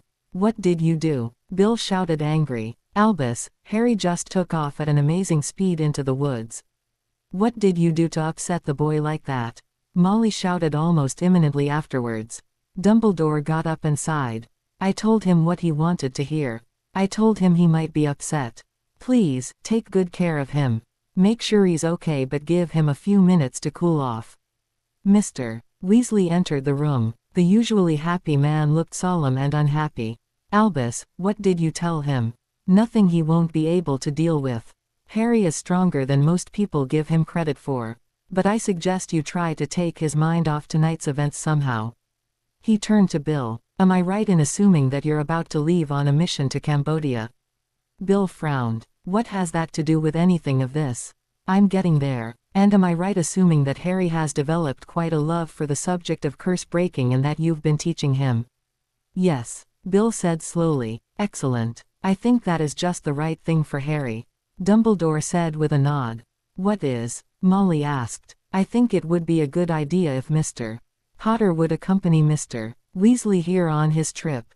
For one, it will bestow many new experiences on him, valuable for later life, and on the other hand it will be a great distraction and a nice holiday." Molly Weasley's head looked like it was about to explode. The red of her skin put her hair to shame. "A holiday? That is no holiday, Dumbledore. How can you suggest such things? Bill is going to a dangerous place that is most certainly not a place for a teenager." She shouted outraged and Arthur had to grab her arm so she wouldn't punch the old man in the face. Bill was totally stunned. Taking Harry with him. It was true the thought had crossed him once or twice while working with Harry. Not was the boy especially talented in this profession, but also was he a fairly powerful wizard for his age. Many curse breakers took helpers along on their travels, like apprentices, that were interested in the job. Working experience they called it. "Sounds good," he blurted out. His mother looked at him as if he'd lost his mind. "Bill, how can you stand with him in such ridiculous matters? Harry could be killed by a curse or a stray flying curse or while falling down an abyss or attacked by wild animals or," she spluttered. "No, he won't. I will look out for him. He'll be fine," Bill said firmly and then turned back to Dumbledore. "But you'll have to put your foot down to let the allow you to come with me. I don't know how Gringotts takes to apprentices this young. And I don't know if the leader of my group will have it," he reminded his former headmaster. "Don't you worry, Mr. Weasley. That will be no problem. Best you write your team about the extra edition. And when Mr. Potter returns you can inform him as well. I'm pretty sure he'll be delighted. Especially in the light of the recent events. Now, if you'll excuse me, I have to attend a rather important meeting." "Bill, I'll take your word that Harry will be safe under your watch." Bill nodded. "Don't worry, Headmaster. I'll keep my eyes on him." Dumbledore nodded. "Arthur, Molly, it was nice seeing you again." With that he stepped into the fire and was gone in a flash. Harry ignored the concerned shouts that followed him as he shoved past the twins and into the cool evening night. His heart was beating fast and the collar of his shirt felt as it was strangling him. "Harry, what?" he heard Fred behind him.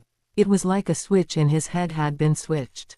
This was too much. He felt as if the looming shadow of the burrow above could collapse anytime on top of him. He felt the shadows reaching out for him, and when he felt something touch his shoulder he lost it. He broke away from the grip and started running. Upset shouts rose behind him. He didn't care. He ran. Growing up with Dudley and his gang playing, Harry hunting, had made him not strong but fast. And so he flew across the grass of the garden and into the wilder fields that surrounded the burrow until he entered the forest. There he came to a sudden stop. He just stood there, panting, and listened. The forest was silent. Weak beams of moonlight floated through the crown of the trees and made everything strangely black and white and gray, void of all colors. As if all happiness had been washed away, all live.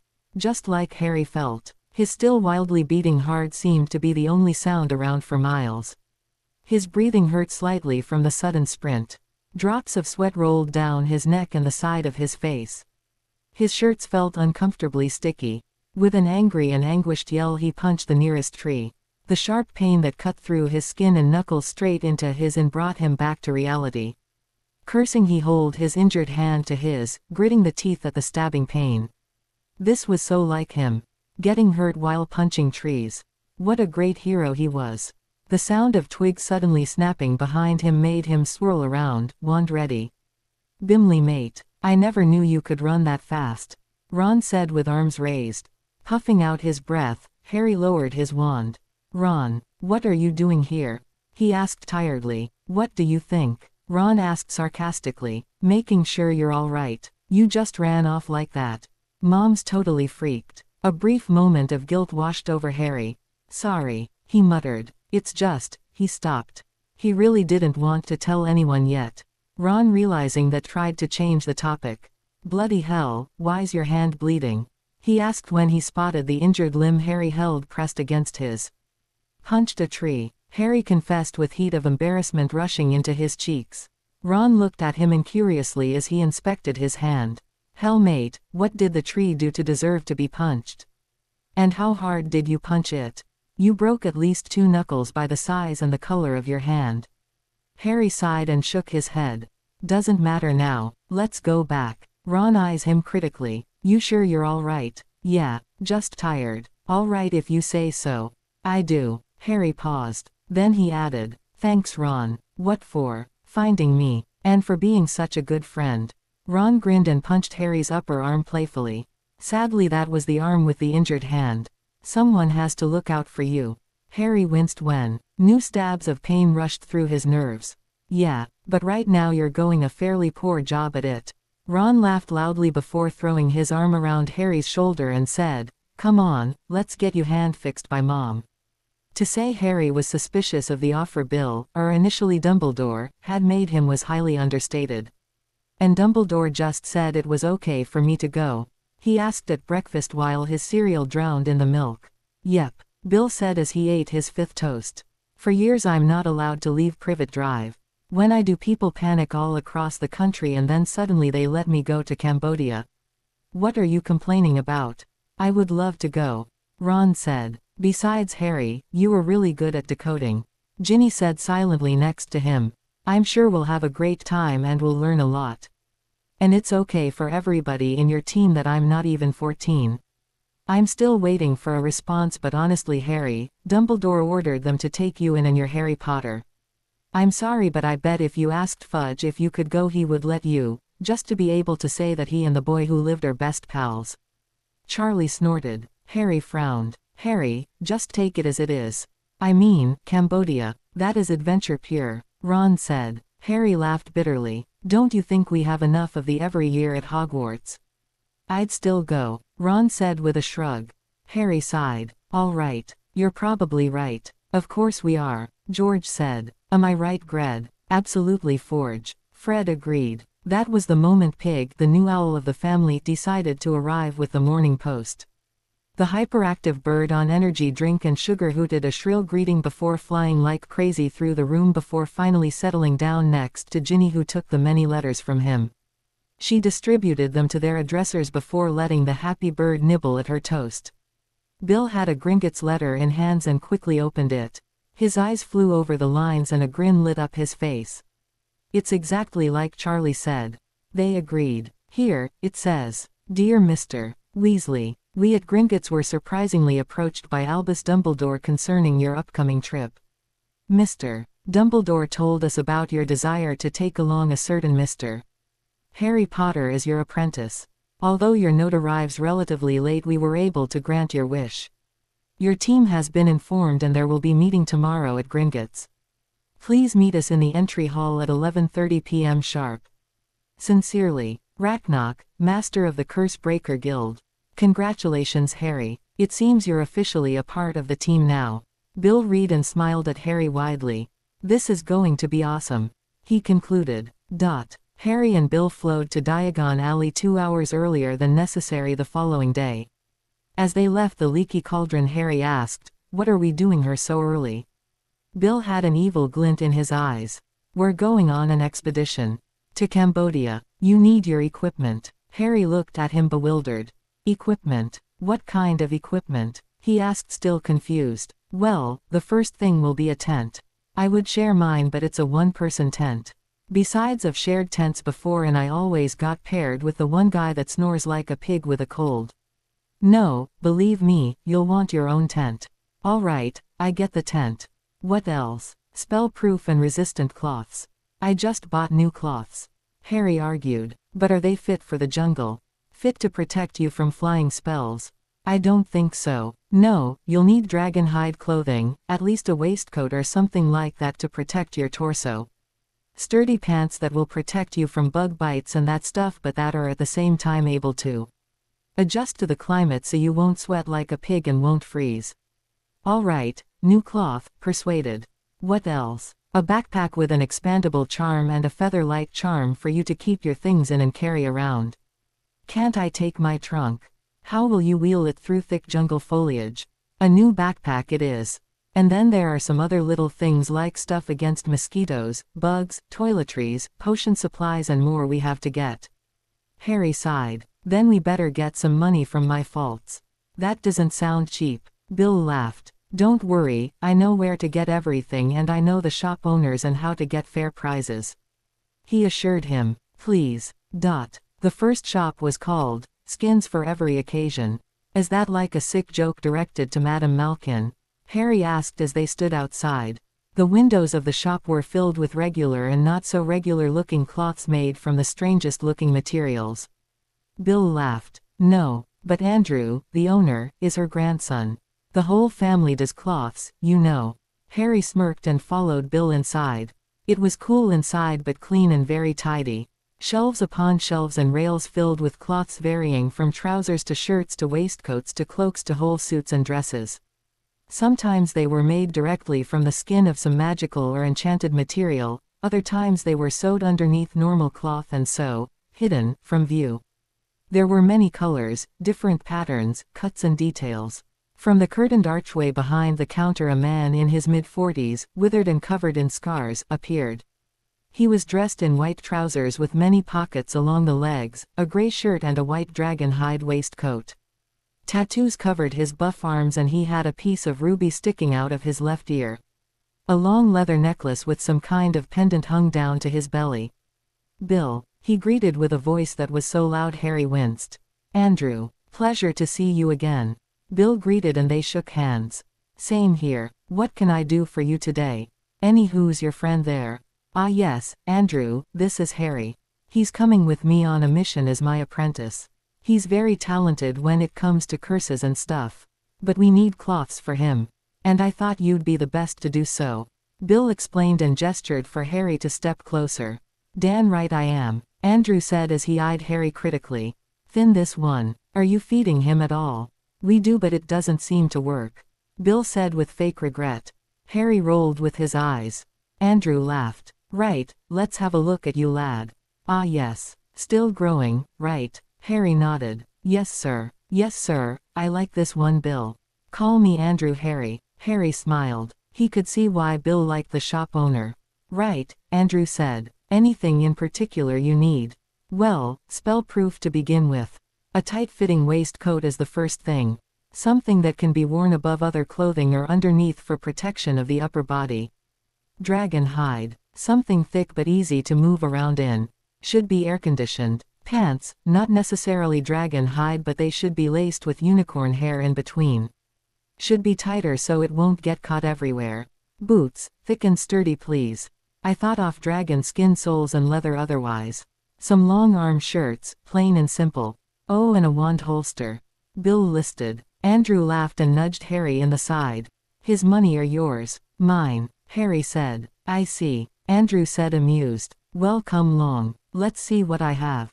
Andrew explained how each skin he had and every other fabric had its unique magical properties and what was best for what. Dragon hide could basically withstand anything. Except for things like killing curses and alike. Mermaid skin, yes, there were mermaids, though they were usually called differently, protected you mostly from getting wet but was also great help when swimming because it had little to no resistance against the water and made swimming nearly effortless. Unicorn hair could be weaved into anything and warded off against illnesses like colds or headaches, for example, but only to a certain extent. Basilisk skin, extreme rare and extreme expensive and something that woke unwanted memories inside Harry, was impenetrable, even against slashing hexes and sever curses. There was much more than Harry could remember. The first thing Andrew gave him to try on was a pair of trousers in standard protective mimicry with 2 large sets of pockets on the side of the legs. It wasn't skin tight but also not extremely wide. It stretched with Harry's movement and felt pleasantly on the skin. It was made from a sturdy cloth with unicorn hair between every 6th thread. Andrew nodded. Feels good. Harry nodded. Good. Here, try this on. He handed him a simple white t-shirt that fit very snugly and a black dragon hide waistcoat with leather buckles on the front and back so its size could be changed if necessary, so it could be worn over a shirt like now or under a shirt. It had no sleeves, A versus neck, went in the front and back down to his hips and seemed to fit him perfectly. Yes, this will do nicely. Andrew decided. You go and look for boots over there while I'll fetch the wand holsters. He disappeared in the back room. Bill went directly to the shoes and his hands quickly found a pair. They went mid-calf and were black with buckles and, like all the other cloth, charmed to always have the right temperature. Looking good, Andrew complimented when he returned. Like a real curse breaker. Harry couldn't help but blush. Thanks. Andrew handed him a try-on which 5 different wand holster lay. I don't have a big selection but they are all very well crafted. The wand can't be summoned while inside the holster, and with a little charm you can make that whenever you lose your wand, like in combat, it will always reappear inside the holster after a few minutes. Except when it is won in a duel. Then it will stay with its new master until you get it back. Handy, Harry commented. It is, Andrew agreed. They are also pretty much indestructible, water and fireproof, and can blend in with your cloth if you want. Harry picked a simple dark gray holster from the tray and examined it. Andrew showed him how they were worn. They were one on the inside of the wand arm and had a sling for the thumb that could change size, and there was another buckle that was fastened on the lower half of the arm, a few inches below the crook of the elbow. The wand could be pushed inside from both sides, but it was important that the handle of the wand was pointing at the wizard's body and the tip away from him, so that when the wand was summoned from the holster the wizard would catch it at the right end, and should a spell go off from the wand it wouldn't hit any vital organs. Harry nodded. That made sense. As he pained the things he noted, not that I'm keen on spending even more money, but is it wise to only buy 1 set of trousers and 1 waistcoat? I mean, what if they are dirty and need to be washed? What if I wear normal cloth when I'm attacked? Did I forget to mention? They are waterproof, at least against a usual rain shower. And if you get dirty they will always clean themselves overnight when you're not wearing them and will be ready again in the morning for you to wear them. Andrew said with a grin. That is ingenious, Harry whispered. The older wizards laughed. With a final goodbye they left. Skins for every occasion. Luckily the rest of their errands went as fast as this one. Bags, trunks, backpacks and purses from A to Z, they got Harry a simple backpack with an expandable charm in which they put Harry's cloth as well as the tent that they purchased at Camping Equipment. Why leave your home behind when on a trip? It was a 1-person tent, but not like the Muggle tents. Harry learned that they were charmed inside to be way bigger than they were from the outside. His tent was equipped with a medium-sized sleeping area where a field cot and a nightstand stood, as well as where he could put personal stuff and a chair for cloths. There was a small bathroom with a shower, toilet, sink and everything else you needed in a normal bathroom, a small storage area, and the rest of the small room was occupied by an armchair in front of a fireplace and a table for 2 people at one side. Rugs covered the ground and oil lamps hung from the ceiling. Harry simply loved magic. The tents inside stayed like they were, even if the tent was folded up and packed away. Since they would have a common tent with kitchen and eating area, Bill told him, he didn't need extra features like a kitchen or an actual living room and stuff like that. They added a sleeping bag and an air mattress, potion supplies and things against bugs and mosquitoes, a water canteen with unlimited water supply and much more stuff that Harry lost track of, to the pack. He was very glad when the time was right to go to Gringotts to meet with the others of the team. The atrium of the bank was as always filled with goblins, witches and wizards and security personnel. One of the goblins nodded at Bill as they approached and then pointed to his left. Bill nodded and led Harry away from the desks and down a hallway, past many doors and up some stairs, deeper into the bank. We're usually meeting in one of the conference rooms. No need in waiting in the atrium. He pushed the 2 massive oak doors to yet another room open and entered with confident steps. Harry followed. The room beyond was wide with a high ceiling and a window front that looked across Diagon Alley. A massive oval-shaped table with about 24 chairs took in most of the space. 5 of these chairs were occupied. As they approached the group, Harry eyed them closely. The first was in his mid-40s, though it was hard to tell with wizards. He had thick blonde hair, was taller than Bill, which meant he was truly gigantic. He had a handsome face that probably attracted a lot of women. His eyes were steely gray and framed by little wrinkles, which probably meant he laughed a lot.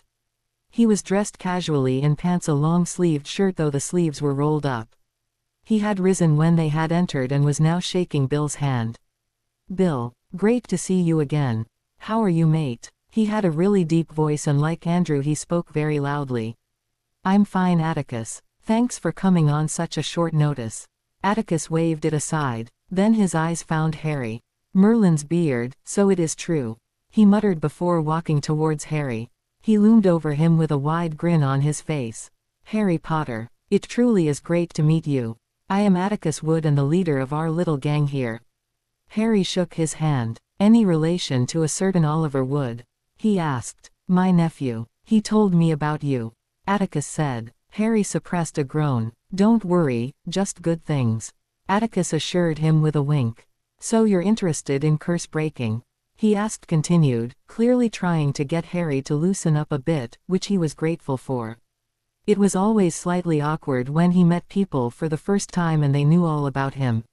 So he nodded eagerly. "Yes, very. I think it's fascinating and it really caught my interest."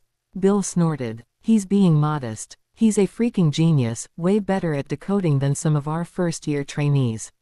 He cracked scrolls of 3rd years already and gave me a hand at decoding the scrolls from Cambodia. He may not know all the rules yet and runes are still a problem, but I think with some proper training we could make a fine curse breaker out of him." Atticus smiled so wide, Harry feared his face could tear apart. "That's good to hear. We're always short on newbies. Should you ever decide you want to make this your profession, come to the ministry or to Gringotts and ask for me and I'll do anything to get you a place on the program." Harry blushed at the offer. "Thank you," he muttered. Atticus just smiled. It was really creepy. "Come on, let me introduce you to some of the team members." He led Harry towards the other 4. 3 males, 1 female. The first man was small and had a pointed face and tanned skin, small brown eyes and was nearly bald. He was wearing a Hawaiian shirt with parrots and coconuts printed all across in horrible bright colors and khaki shorts. He wasn't fat but he wasn't fit either. "This is Eric Hook. His special talent is rune decoding and warding." Eric grunted a hello before returning to his magazine. "He's always grumpy, so don't take it personally," Atticus told Harry silently. "Heard that?" Eric growled from behind the paper. "I'm just not thrilled to have another tea with me." Atticus rolled his eyes. "And I saw that," came another growl. Atticus ignored him and moved on. "This is Rashid. His last name is too long to be pronounced properly, so we just call him by his first name. He's familiar with all sorts of injuries and illnesses that can occur. He's our medic for the trip and also a decent cook. I guess making potions and making soup is not so different, but I wouldn't know. I'm bad at doing both. When I cook I always scallop everything with cheese." Atticus introduced him. Rashid had a dark skin and long black hair that curled tightly and was held back by a bandana. He wore simple brown robes. His golden eyes were intelligent and his handshake warm and firm. "Hey, good to meet you. You should probably know that I'm prone to accidents, Harry said. Rashid laughed slightly. Good to know indeed. I'll make sure to keep all my supplies stocked when you're around, he said with a smile. He can't be worse than Tonks, Bill said, for some reasons that made all chuckle. This is Thomas Greengrass. He's a curse breaker, no real specialties. Atticus introduced the last male of the group. That's because I'm good at everything, Thomas said with a grin. Keep dreaming, Blondie, Atticus said. Harry and Thomas shook hands. He was medium height with blonde hair and pale greenish-blue eyes. He was wearing normal wizard robes in a deep gray with dark blue embroidery along the seam of the robe. Please. And call me Tom, everybody does. And if you think Bill has taught you everything he knows, you can always come to me, Tom said with a wink as he shook Harry's hand. Bill rolled with his eyes but Harry laughed too. Ah yes, and this is Daphne Greengrass, Thomas's niece and Rashid's apprentice on this trip. Atticus introduced the last member. Harry turned towards the girl with surprise. Hello Daphne, he greeted the Slytherin girl with a smile. We have potions together, right? He asked. She looked at him blankly for a moment and Harry could have kicked himself for the stupid greeting. That is correct, she finally said, and then they shook hands. He knew Daphne only from afar. She was quite beautiful and many boys in his year considered her quite the thing. She had waist-long silvery blonde hair that was usually IDED into an exotic id, light blue eyes framed by dark lashes and fair skin with a rosy blush. Today she wore a simple blue summer dress and flat shoes. It was strange not seeing her in her usual school robes. I didn't know you were interested in curse breaking. You seemed more like the Dada type, she continued. Harry shrugged. Yeah well, it's a new passion, you could say I stumbled across. And what about you? I knew you were good at potions but otherwise. Yeah well, it's not like we share many classes so you wouldn't know. Daphne finished for him. But to answer your question, I want to be a healer and potions are essential for being a healer. Tom thought this trip might give me some practical experiences and fun. That's cool. There was an awkward pause. So, you know each other? Bill asked. Not really. We have potions together and charms in the year before. But we're in different houses. She's in Slytherin and I'm Gryffindor, so, Harry explained. So we never get into contact with each other. Daphne finished. Yep, pretty much. The awkward silence that followed again was luckily broken by the opening and closing of the doors to the meeting room. 3 people entered. 2 of them were obviously father and daughter, though Harry was stunned to see that she was even younger than Daphne and him. Bother father and daughter had long and wavy nearly white blonde hair and blue eyes. The girl's dress looked like it was made out of sunflowers and she had a dreamy expression on her face. Her father wore dark red robes with white designs on them. His long fingers were laced together as he walked towards them.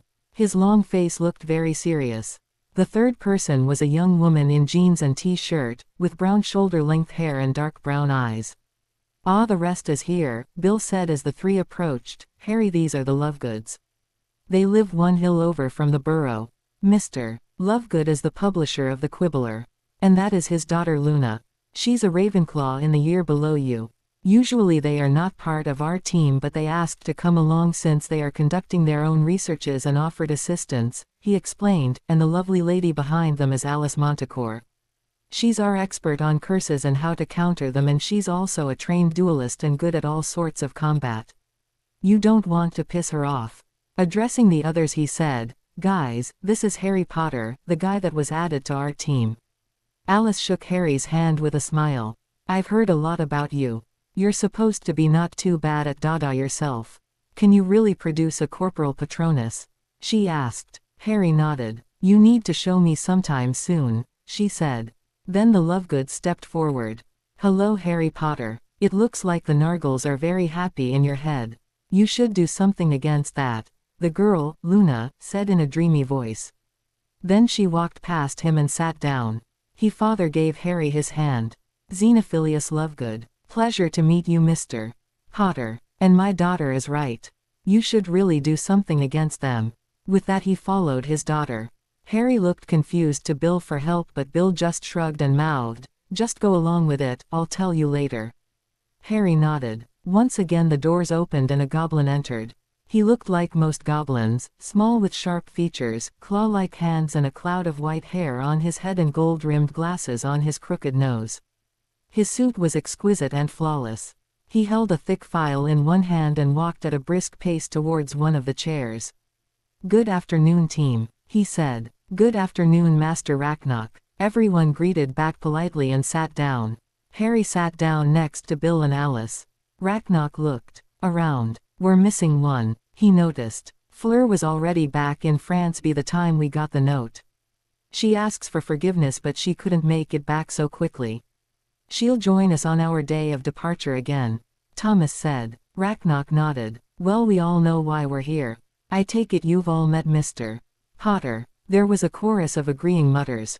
"Good." Racknock turned to Harry and something similar to a smile appeared on his face, though his pointy little teeth made it look like a threat than a welcoming smile. "I welcome you, Mr. Potter, to this mission. Mr. Dumbledore and Mr. Weasley have informed me that you've shown promising talents in this profession. We're always happy to support exceptional talents. Have you been informed on what this mission is about?"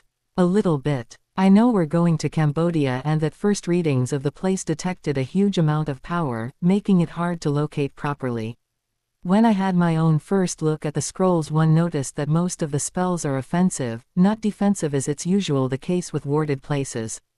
Racknock nodded. With a small gesture of his hand, a hologram picture of map of Cambodia appeared, the northeastern part marked red, and inside the red, very central, was a back spot marked with an X. "That is correct. This mission will take place in Ban Lung in the highlands of the Ratanakiri province. The jungle there is thick and wild and there have been no reports on ruins or temples, so we're not quite sure what we're dealing with. The only lead we have is an earthquake that happened 8 months ago in that region.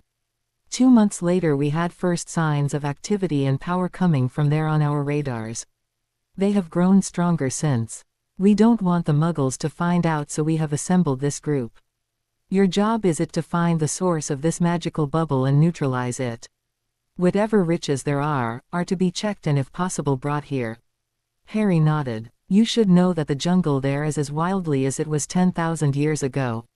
Few humans have set foot in those regions you are about to travel to. Wild animals are there at home, and once there you are pretty much on your own. The closer you get to this magical source, the more you will be cut off from the civilization. This bubble is impenetrable. We tried from afar. Like a dome, it overshadows a huge area. We don't know what may be beyond." Harry nodded again. "Since it's the time of the monsoon rain, expect to get wet. A lot. Otherwise you'll be brought to the outskirts of the zone by a field worker, and from there you're on your own. I wish we had more trained Cursebreaker on this group, but no one else volunteered." "Wonder why?" Tom snorted, amused. The others chuckled too. "They probably heard you would be part of the team," Bill teased. "Or they didn't want to risk their lives, knowing you're the one watching their backs." Tom shot back. Bill just grinned. Harry liked this friendly teasing. It reminded him a little of Ron and Hermione. "Whatever the reason, we rely on you. The Ministry is already breathing down our necks. I told them I have a group of our best employees on the case. I expect this to be a success." Harry raised his hand. He wasn't sure if he was allowed to just ask. "Yes, Mr. Potter," Racknock asked. "Excuse my stupid question, but why are we working the case and not the Cambodian ministry, for example? Or some ministry closer to the place?" he asked. Racknock gave him another of these toothy, creepy smiles. "Why, Mr. Potter, because of profit, of course." Noticing Harry's confused face, Bill cleared his throat and explained. "See, Harry, there are reasons why these places are heavily warded. Ancient wizards either wanted to hide or protect the things left there. Mostly treasures, like gold, old spell scrolls and other kind of riches. We collect them and Gringotts sells them. And who gets there first gets the claim. These places are like a Pandora's box. They can have anything there. Also a reason why they are so dangerous. Every ministry is in a constant contest with each other, as are the many wizard banks. The bank with the best numbers earns the most respect and usually has the best customers." Harry nodded. Then a different thought occurred to him. "Isn't it a bit wrong to steal the riches of a country for ourselves?" Bill sighed. "Moral questions are not asked in this job. But I'll explain it later to you, all right? When we're home again. Bill interrupted him. Only then Harry noticed that everyone was looking at him and how strangely silent it was. Okay, he muttered. He caught Daphne's eyes and, was it approval in her eyes? Apparently because she gave him a small smile and inclined her head ever so slightly. What was that supposed to mean? Well, if there are no more questions, I'll be sending you on your way. Remember to be punctual and have everything you'll need. Good day, Rachnoch said and left the room. The remaining members looked at each other and for a moment it was silent. Then Rashid got up. Well, I'll better be going. There are supplies I still need that will time to get. Oh, and Harry, any allergies or food preferences I should know about? You know, since I'll be responsible for feeding the lot of you. Harry shook his head. I eat everything, he said. Yes, I can see that every feast. Daphne snorted. I'm not as bad as Ron. Harry said defensively. Or Crabbe and Goyle, she said and shuddered. They shared a laugh and Harry was surprised how easygoing she was. For a Slytherin, Rashid nodded and bid his farewell. Luna and I will be gone too. We too need special equipment for catching our fat-bellied fly sludge. Have a good day, Mr. Lovegood said, and he and his daughter floated out of the room. There was a collective sigh when the door had closed behind them and their steps were fading down the hallway. Tell me why again they are part of our team, Eric whined. Because Mr. Lovegood knows everything about ancient civilizations, history and artifacts. Besides that, is he a master of rituals and know stuff none of us even bothered to think about ever in our lives. Atticus said. Okay, I get him, but why loony? Daphne asked, exasperated. My little sister is in her year and says the girl is nuts. As is her father if you ask me. They are both different, Atticus said lamely. Bill put a hand on Harry's shoulder. Harry and I'll be off too. Mum will go ballistic if we don't come in time for lunch and we still have to grab a few things. He said. Atticus nodded. Be off you too. Harry, it was nice meeting you. I'm glad to have you on the team. Apprentices always bring fresh air with them. And they always die first. Eric muttered. Bill laughed nervously. Ha ha, good one, Hook. I wasn't joking. Bill ushered Harry quickly out of the room. Remus shook his head, asking himself again how they'd ended up here. He nodded at the Auror on duty. Come to see him again? He asked Remus as the werewolf drowned the small cup of blue liquid that would detect any spells or traces of Polyjuice potion and eliminate them should he not the real Remus Lupin. Yes, I wanted to see him before the final hearing in an hour. Remus said casually. Of course he was going to tell Sirius much more. Sirius was annoyed that the trial took so long and acted like a confined tiger. Well, dog, actually. He worried about the trail, what the people would think, if they would believe him after so many years, if he'd be able to live a normal life after this, but most of all he worried about Harry. Remus had told him everything, of course. Sirius always asked if he had news from Harry when he came to visit. Sadly, being under house arrest by the ministry, Sirius couldn't send or receive any owls, letters or alike. He was allowed to have visitors, but every conversation was recorded and the cell was bugged in many ways.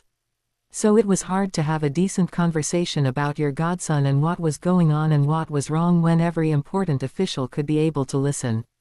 Remus and Sirius had tried to talk in the old code they had invented back during their school years, but both had forgotten most of it. So their conversations were without any depth behind them, mostly they talked about the trail and the past. Remus told Sirius as much as was safe, which wasn't a lot. They didn't need the ministry to know that Harry Potter had left his home in Surrey and was currently staying with the Weasleys and intended to go on a potentially dangerous curse-breaking experience. Sadly, that meant Remus had no way of telling Sirius either. That would have to wait until after the trail. This was in an hour. But then it would be too late. Sirius would walk away from the trail as a free man, Remus was sure of that. Following the trail would be a press conference where Sirius Black would be declared a free man and his name would be clean again.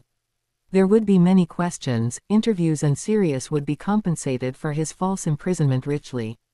Then they would present him a new wand and more questions and interviews would follow.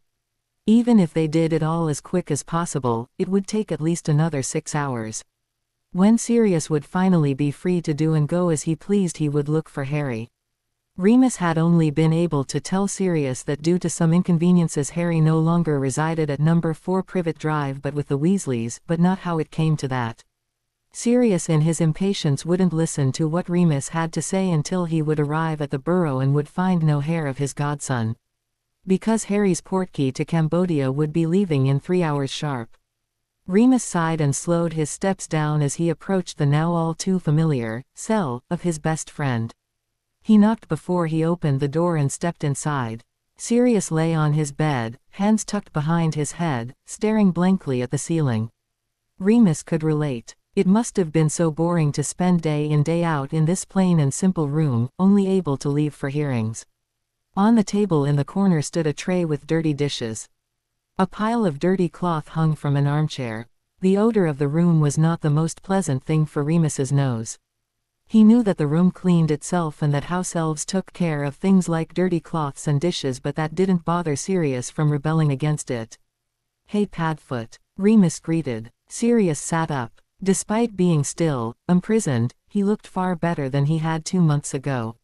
He didn't look like a starved skeleton anymore, his hair had gotten a proper cut and he was shaved.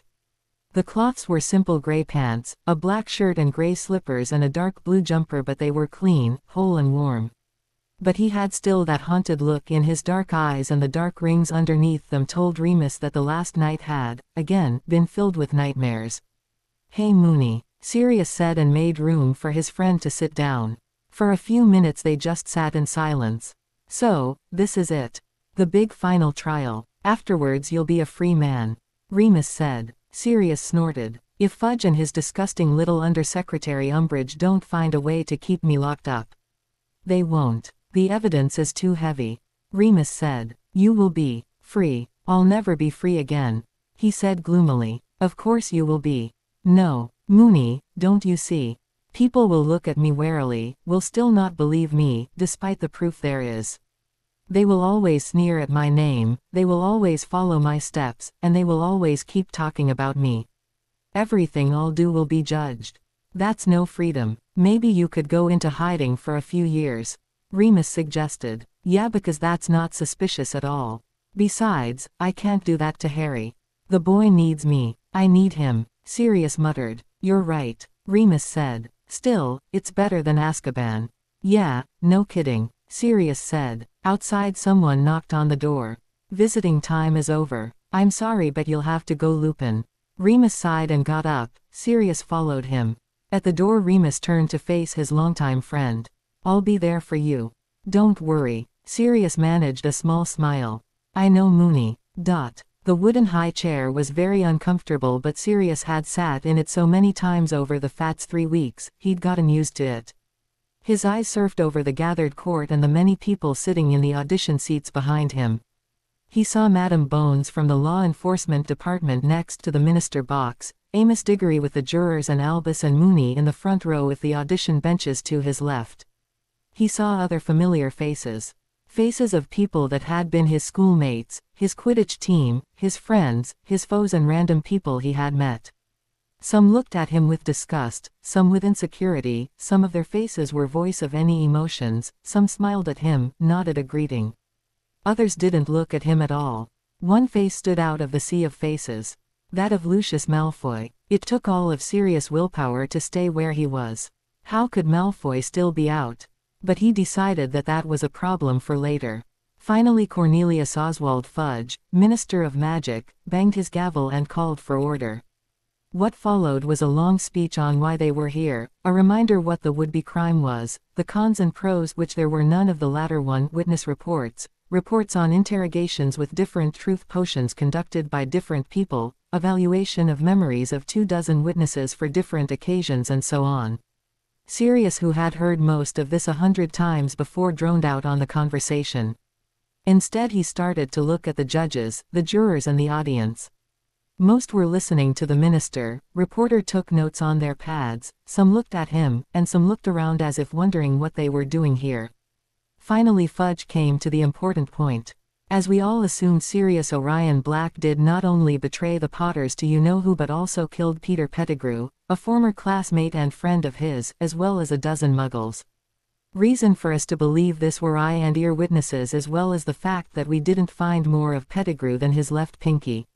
But 2 months ago a man was captured on the grounds of Hogwarts School for Magic, and this man turned out to be Peter Pettigrew. Orders, would you please bring him inside, Mr. Black, would you please sit over there? Fudge ordered and pointed at a small bench at the side. Sirius nodded and sat down. The doors opened and 2 Aurors dragged a whimpering, crying, struggling Peter Pettigrew inside. The crowd took a collective gasp as the rat was put into the chair. Bring for the Veritaserum, Fudge ordered, and an elderly man stepped forward and spilled 3 drops into Peter Pettigrew's mouth, which they had to pry open with force. As soon as the potion started to work, Pettigrew relaxed and stopped struggling. State your name, Madam Bones said, taking over the hearing. Peter Pettigrew, the rat said in a monotone voice. Was Sirius Orion Black the secret keeper for the Potters when they went into hiding? No. The crowd, who didn't know anything of this, gasped again. Who was the secret keeper? Madam Bones asked coldly. I was. Why? They decided that Sirius was too obvious. So they decided to fool everyone, saying he was secret keeper, but secretly it was me. Because I was an unlikely candidate. So it was you who betrayed the Potters to the Dark Lord. It was me. Did they force you to tell them, or did you tell them willingly? I did it willingly. More shocked gasps from the audience. Sirius closed his eyes. He had heard it before, but it always hurt. So you are a Death Eater? Fudge asked. I'm a subject. Are there any more questions for Mr. Pettigrew? Madam Bones asked. Why did you do it? Remus asked loudly. Pettigrew didn't turn his head, but he answered. Because they deserved it. The silence that followed was long. Nobody moved. Finally Madam Bones said in her icy voice, Aurors, please, administer the anti-serum. One of the 2 Aurors that had escorted Pettigrew nodded and forced the content of a small vial down his throat. The effects were instantly there, and Pettigrew started wailing again and threw himself against the robes that bound him. Silence him, Fudge ordered. As soon as Pettigrew was escorted to the sidelines, Madam Bones gestured for Sirius to sit down in the chair again. It disgusted him to sit somewhere the rat had sat, but he would endure it for now. Mr. Black, please take the Veritaserum. An assistant handed him a small cup with the clear tasteless serum. He drowned it in one go and felt the familiar disinterest and casualness settle over him, calming him. State your name please, a nice voice asked. Unable to resist he answered, Sirius Orion Black. Head of House Black. Were you the secret keeper for the Potters? No. Who was? The friendly voice asked. Peter Pettigrew. Why not you? I was James' best friend since our first year at Hogwarts. When I was 16 I moved in with him and his parents after my own mother disowned me. He was my brother in all but blood. But that was painfully obvious to everyone and not a secret. I was the logical choice. And while I would have died rather than say anything, I agreed that changing secret keeper secretly would be a good thing. We thought we'd outsmart the Death Eaters like this. He answered truthfully. Tell us what happened after you found the bodies of the Potters in their home in Godric's Hollow. Did you go after Peter Pettigrew? I did. I knew that only he could have betrayed James and Lily. So I tracked the rat down and confronted him in a Muggle suburban street. Looking back at it I see that that wasn't the smartest thing to do and that I regret the Muggles' deaths. But I wanted to know why he'd done it, so I cut off his path. But he started shouting how I could have betrayed Lily and James. He caused such uproar, it drew out the Muggles. Only too late I realized what he was doing. He cut off his finger, let go of the explosion charm and transformed into a rat and was gone. When I realized that I had been outsmarted by a rat, by Peter Pettigrew of all people, I lost it and started laughing in disbelief. That was when the Aurors arrived. You know the rest, he told the nice voice. Thank you, the voice said. Then he felt something in his mouth and instinctively swallowed. The feeling of wool in his head left and he could think clear again. Madam Bones rose, but before she could say anything the Toad Woman, also known as Dolores Umbridge, interrupted her with her disgustingly sweet voice. Excuse me interruption. There is one last thing I would like to ask Mr. Black. No need for Veritaserum though. Fudge nodded, and suddenly cold sweat started pooling down Sirius's neck. What would she do? Mr. Black, would you swear on your life and magic that you did not do what you are accused of? There was a sharp intact of breath, again, but this time also from the witches and wizards in the court. Why? Sirius asked suspiciously. She smiled that overly sweet smile at him. Just to be sure. I mean, you have nothing to hide, right? She still thought he was guilty. Well, he would prove her wrong. So he smiled back at her, as brightly as he could. Of course not, Madam Undersecretary. And he laughed inside his head loudly as the smug smile vanished from her face. Sirius got up and put his right hand over his heart and raised the left one in the air and said with a loud and clear voice, I, Sirius Orion Black from the House of Black, first of my name and Lord of the House of Black, swear on my magic, my life and soul that I have not betrayed Lily and James Potter to the Dark Lord, also known as Lord Voldemort. Here many flinched, and that it was Peter Pettigrew. There was another long silence. Then Victor Greengrass cleared his throat from his place on the court benches. Well, he's still standing and breathing and the vow was rightfully spoken, so it must be true. Sirius nodded at him respectfully and was surprised to get a nod in return.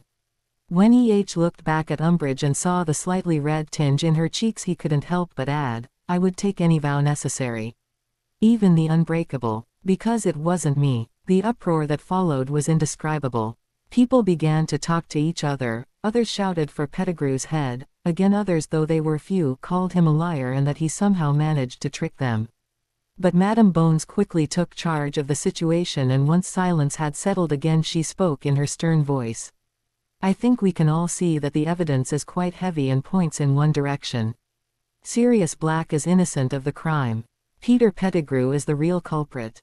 I demand a vote. All in favor of clearing Sirius Black of all the charges against him and convicting Peter Pettigrew shall raise their hand. This was it. Sirius felt his heart skip a beat.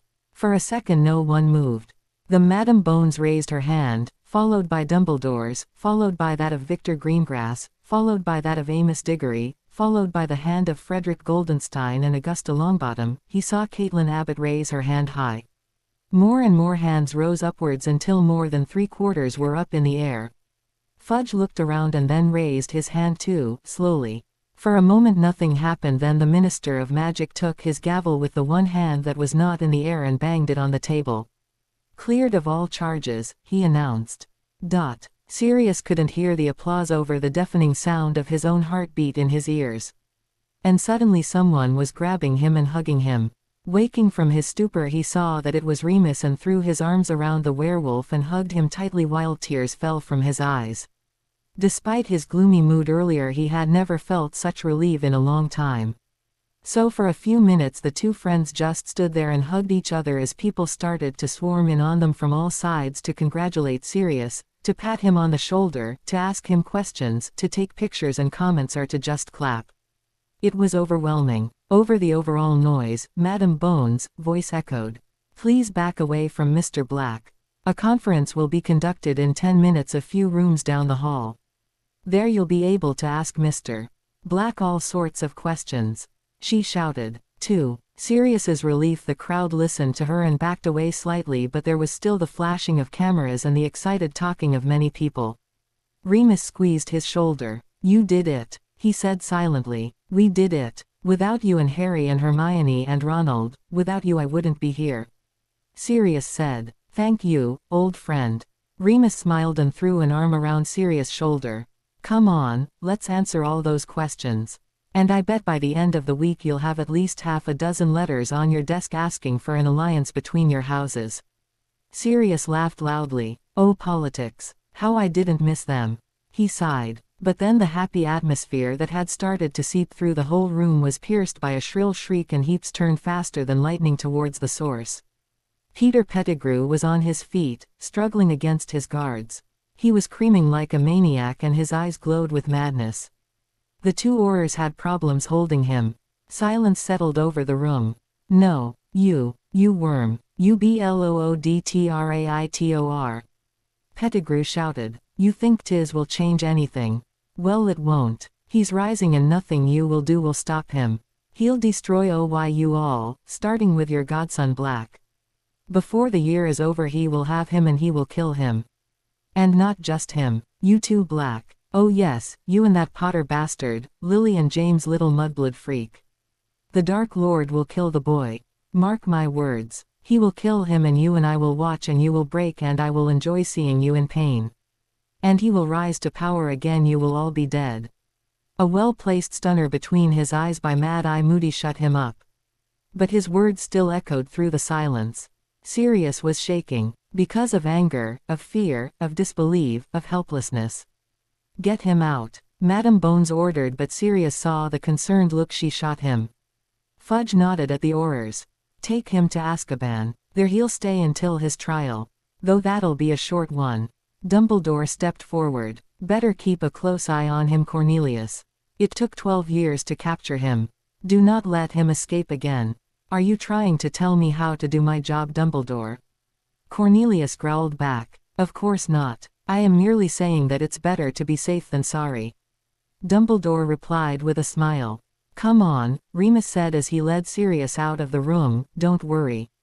Harry will be fine. Everything will be fine." No, scratch that. He was downright terrified. Bill walked next to him, calm and collected as they weaved through the crowds of central London. It was 4 p.m. and the streets were bristling with activity. They had said goodbye to their friends and family over an hour ago and had made their way to London, where they would meet the others of their team at the IPT, the International Portkey Terminal. They were going to Cambodia today. That thought sounded so alien in his head, Harry shuddered. He was going to see another country. The farthest Harry had ever traveled was to Hogwarts and back. Now he was leaving the British island and even this continent. He was going to a totally alien country to look for cursed places and riches to bring back home. He had to think of one of the many books Dudley had gotten but never read. It was called Indiana Jones, or something, and had been about an archaeologist and adventurer with a whip who went to all sort of exotic and mysterious as well as cursed places and solved riddles and survived all sorts of danger and excitement. Harry was too old to pretend he was some hero from a book, but he couldn't help but feel excited about and scared at the same time. How did Drive Jones feel whenever he traveled through thick rain forests? Had he been afraid too? Excited? Nervous? Sick to the stomach with anxiety? Harry and Bill were already dressed for the tropes. Harry wore the trousers he'd bought at Diagon Alley, together with a white shirt with sleeves that went to the mid-upper arm and the dragon skin waistcoat above, as well as his new boots and the wand holster strapped to the inside of his right arm, invisible for everyone but him. He wore a thin raincoat on top of everything so the muggles wouldn't notice the strange material his waistcoat was made of. His backpack was on his back and filled with all the essentials he'd need. They were both glad they had been able to keep Molly from stuffing their bags full with dried meat and other non-perishable food. Otherwise Harry wasn't sure the feather-light charm would have worked. Molly had cried when they had said goodbye. Everybody else had been okay-ish. Ron had given him a manly one-armed hug. Fred and George had squashed him between them and shouted dramatically, "Oh Harry, oh dearest Harry. We'll miss you so much." He'd shaken hands with Mr. Weasley and Percy, whereas Ginny had given him a sisterly hug, and Charlie ruffled his hair and said, "Well, look out for yourself, you hear, kid?" But Molly had cried, bitterly and without shame. Harry tried not to feel too guilty for making her worry about him. He'd been really touched, and at the same time it had felt strange, awkward and uncomfortable. She and Sirius could be such mother hens. Harry gasped and stopped dead in his tracks. Bill turned around and asked, "Harry, what's it?" Harry looked at him with big eyes. "I didn't tell Sirius where I'm going," he said. He'd told Bill a few days ago the truth about Sirius, Pettigrew and the murder of his parents. Bill had nodded and believed him, especially since the media was going crazy about it for weeks now. But in the heat of the moments and Sirius' isolation and Harry's own problems, he had totally forgotten about his godfather. Okay, totally was exaggerated. He'd given Lupin messages to pass on, but since it wasn't known what was safe to say and what not, their messages had been very short and dull, usually limited to, "How are you? How's the trail coming along? How far are you with your homework?" Especially the last one, coming from a guy who hated homework, showed how bitter things were. Their answers were just as depressing. "Fine. Good. Just finished my potions essay. Hope Snape won't be a git when he marks it." Harry had tried to find out a few details about the trial, but Remus only knew so much and he couldn't speak to Dumbledore, not because of what the old man had confessed to him but also because he couldn't reach Dumbledore.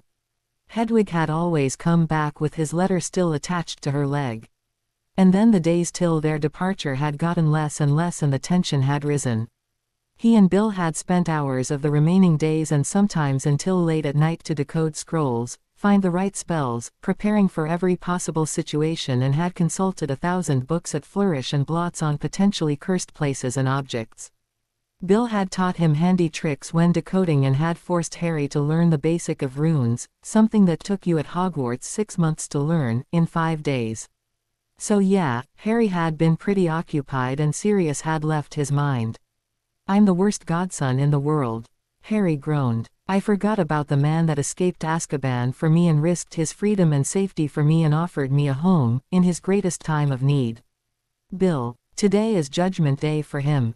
They're probably on it by now." Bill paled slightly. He looked at his watch. The trail had started at 9:30. It was 11 o'clock now. At 11:30 their portkey was due to leave. "Where? They finished yet? You don't think we can fit in a quick visit to the ministry, do you?" Harry asked, dejected. Bill looked sympathetic. "Damn, I'm sorry, Harry. If you want to back out, I'm sure the others would understand."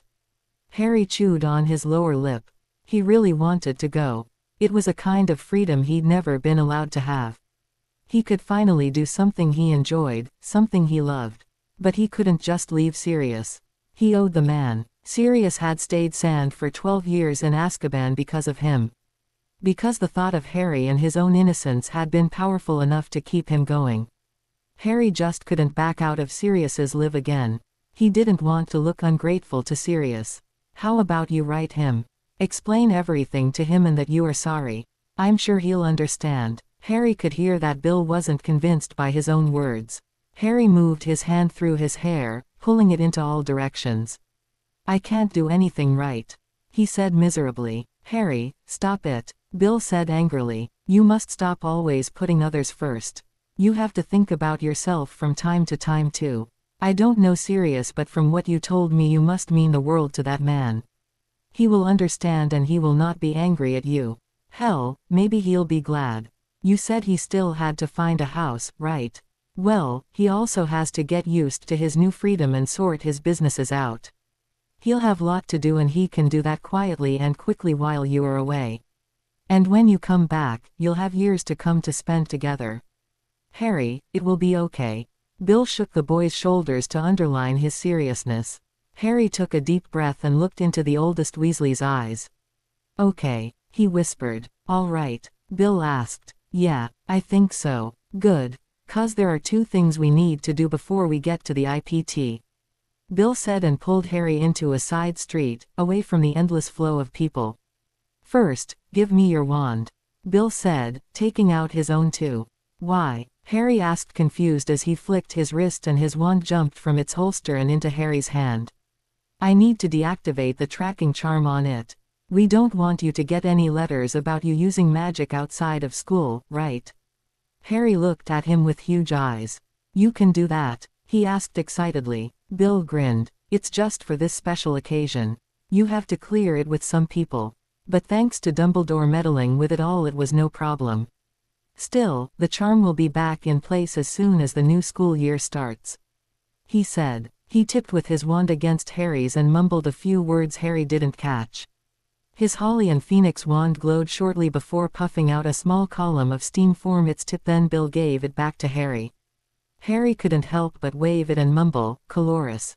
The daisies at his feet, growing from the cracks between the stones, turned pink. Harry laughed excitedly. Bill grinned too. "And now the other thing." The older man reached into his coat pocket and pulled out a small casket and gave it to Harry. Seeing that the younger wizard was about to protest, he said firmly, "It's something every Cursebreaker and Cursebreaker in training gets when they go on their first mission. It's tradition, so don't bother arguing." Grudgingly Harry took the small box and opened it. There on a thin cloth of velvet lay a dagger. Blade and handle were nearly as long as Harry's lower arm. The wood was dark and decorated with the carving of a phoenix in mid-flight. The blade was gleaming and looked wickedly sharp and reflected Harry's eyes. As Harry looked up with wide eyes, Bill handed him a sheath with a hook and loop tape to put the beautiful weapon into. Bill, what? Curse breaking is an old profession. The first curse breaker fought and defended with daggers and swords. They are good luck charms. The blade is usually made from silver, so it will kill nearly anything magical or supernatural. The wood is ebony. It's fabled to have healing and protecting abilities. To personalize it, the handle is carved with something that represents the wielder. When Ginny told me how Fawkes healed you in the Chamber of Secrets, I thought it was fitting. You're not really supposed to fight with it, it has more of a decorative use. To show where you belong to. See, I have one too. Bill produced from nowhere a dagger not unlike Harry's, but with a wider blade and jagged edges on one side. The handle was decorated with a silver wolf. Why a wolf? Harry asked curiously. Because I survived Fenrir Greyback's attack without becoming a werewolf. It's my triumph and my burden. It makes me stronger but also wears me down sometimes. Bill explained. Harry nodded. He didn't want to pry. He knew the topic of Greyback was a bitter one. For all Weasleys. Come on, Harry. Let's hurry. I promise you, it will be fine in the end. And if it's not fine, then it's not the end yet. They were the second last to arrive with still 15 minutes to go. The IPT were just 2 square flat-roofed fabric halls. One for arrival and one for departure. They were both divided into 6 smaller sections, each guarded by 2 ministry officials that checked on long lists who was due to come when and who was due to leave when. The arrival hall was more active than the departure hall. They were let into one of the 6 areas. On a small table lay a toothbrush. Their portkey, as Harry learned from Bill. Bags and trunks and brooms and rolled-up carpets were piled next to the table. In one corner stood a group of comfortable-looking armchairs and couches on which most members of their team sat and either read or ate or talked to each other. Atticus was there, naturally, as well as Rashid, Eric, Alice and the Lovegoods. Everyone was dressed according to their travels, though the Lovegoods seemed to have overdone it a little bit. Harry thought the softer helmets and spy glasses were a little bit too much, but anyway. The only ones missing were Daphne Greengrass and her brother Thomas. Bill, Harry, how are you? Atticus said happily as they clasped hands. We're fine. Excited and nervous in his case, but fine otherwise. Bill said while pointing at Harry. Harry punched him playfully on the arm. Atticus laughed heartily. Don't worry, Harry. We've all been there, he assured. Seems like we're only missing Thomas, his niece and their cousin. Bill noted said. Atticus nodded. Yeah, Fleur's portkey is due to arrive and second now in the other hall. They'll be over in a few minutes. Atticus said with a glance at his watch. Who's Fleur? Harry asked, not able to remember another member of their company. Fleur Delacour. She's from a noble and prestigious family from France and a cousin to the Greengrass. Thomas' mother and Fleur's father were half-siblings or cousins themselves. Fleur will be entering her last year in Beauxbaton's Academy of Magic, and she already has expressed her wish to work for Gringotts after school, probably in the sector of identifying the value of objects and riches and such things. That's why she's coming with us. Mr. Lovegood knows all about the history of objects, but Ms. Delacour can tell us if they are worth any gallons. Atticus explained. And here they are, Bill said. Harry noticed a strange little quiver in his voice and turned around. He saw Thomas Greengrass first. The young man was dressed in an open, long dark red leather trench coat that still left him enough room to move in, over tight dragon hide pants and a long-sleeved shirt and old-fashioned jerkin, also from dragon hide and decorated with delicate designs. He was carrying a backpack and had his wand in his hand. Greetings, he shouted and shook their heads. Good to see you to Tom. Everything all right? No problems whatsoever? Atticus asked. Everything went as smooth as a baby's butt, Tom said. Then he added, hello Harry. Nearly didn't recognize you there, lad. Looking good. Harry nodded his thanks before turning back to the other 2 approaching figures. He imminently recognized Daphne's long silvery blonde hair. She was dressed in a one-piece, made from a dark blue dragon hide. You could still see the pattern of the scales that once had covered the skin, and the light reflected from those lines and made it look as if scales were moving with each step Daphne made. Around her hips she wore a heavy belt from where he could see the hilt of a dagger, her wand, various vials, a flask and strangely enough a flute. She nodded at him with a little smile on her lips as she passed him and greeted Rashid, her mentor. And then Harry saw Fleur Delacour. His magic gave a tingling warning when he eyed her. Something about her was off. She was easily the most beautiful girl Harry had ever seen, and he could see the relation to the Greengrasses. All three of them shared the pale blonde hair, but whereas Tom's and Daphne's were still, Fleur's was a silvery waterfall that cascaded down her shoulder. She had light green eyes like the grass in spring. Her features were delicate and soft, pretty much like Daphne's, but Daphne had a defiant chin and didn't look so much like a china doll. Otherwise Fleur was dressed in light trousers, a white blouse and a dragon hide vest that looked like corset. Like Daphne, she wore a belt with a dagger, her wand, a flask and chain around her neck with a very small magnifying glass. She spotted him and frowned. She extended her hand in a greeting. "I don't believe we have met," she asked with a questioning eyebrow and a heavy French accent. "No, I was spontaneously added to the group and you missed out the last meeting, so we didn't meet there. I'm Harry Potter, Ms. Pleased to meet you," Harry said calmly. When they shook hands, his magic tingled again under his skin as if thousands of ants were walking under his skin. Fleur gave him a radiant smile. "Of course. I am Fleur Delacour. My great niece told me about you." Harry looked questioningly at Daphne, who was still talking to Rashid. "Really?" he asked. "Yes. She told me about all those adventures you had at your school. She thinks you are very vague." Harry blushed. Never would he have imagined a Slytherin, much less Daphne Greengrass who he didn't even know, to think and talk about him like that. "Well, I see you later, Ari," Fleur said with one last smile and walked gracefully away, but not without a last, "Ella William," to Bill. When she was out of hearing distance, Harry turned to Bill and Atticus to ask them if they felt the same tingle whenever Fleur was around, but stopped dead in his tracks when he saw Atticus drooling all over his chin and Bill's barely hidden puppy eyes. "Hey," the latter one whispered silently even though the object of interest was long gone. Harry frowned. "Bill, Atticus, hello, anyone in there?" he asked and waved his hand before their eyes. That somehow seemed to snap them back to reality. "What's wrong with you guys?" Harry asked, slightly concerned. Atticus cursed. "Damn it, I swore myself I would try to control myself." He whipped drool off his chin. Bill smiled weakly. "You know how hard that will be. Fleur is part Veela. The allure is naturally strong within her. It's not her fault." "Veela? What's a Veela?" Harry asked. "Creatures of magic, descendants of the sirens. They are good at seducing people with their good looks and charm and magic. Nearly every male, once he's seen a Veela, has the desire to get near her and love her and such things. Really dangerous. And Fleur is such a Veela?" Harry asked. Merlin No, her grandmother was. Not a rare thing for a Veela to mate with a normal wizard. But Fleur carries only little Veela blood in her, but it's powerful. She too has the allure. And part of a Veela's vicious temper," Atticus said. Then he frowned. "I wonder how you managed to struck up a conversation this long with her without melting to a puddle of drool and endless comments like we all did when first meeting her. That's what I wanted to ask before I saw you two all spaced out on me. My magic was strangely tingling when I saw her. It's only done that before when I was in danger or to make me aware of something important." Both Bill and Atticus looked at each other. "Wow, Harry, that's rare. Your magic core picked up her Veela magic and warned you of a potential threat. It was probably shielding you. That's why you were able to talk to her so calmly."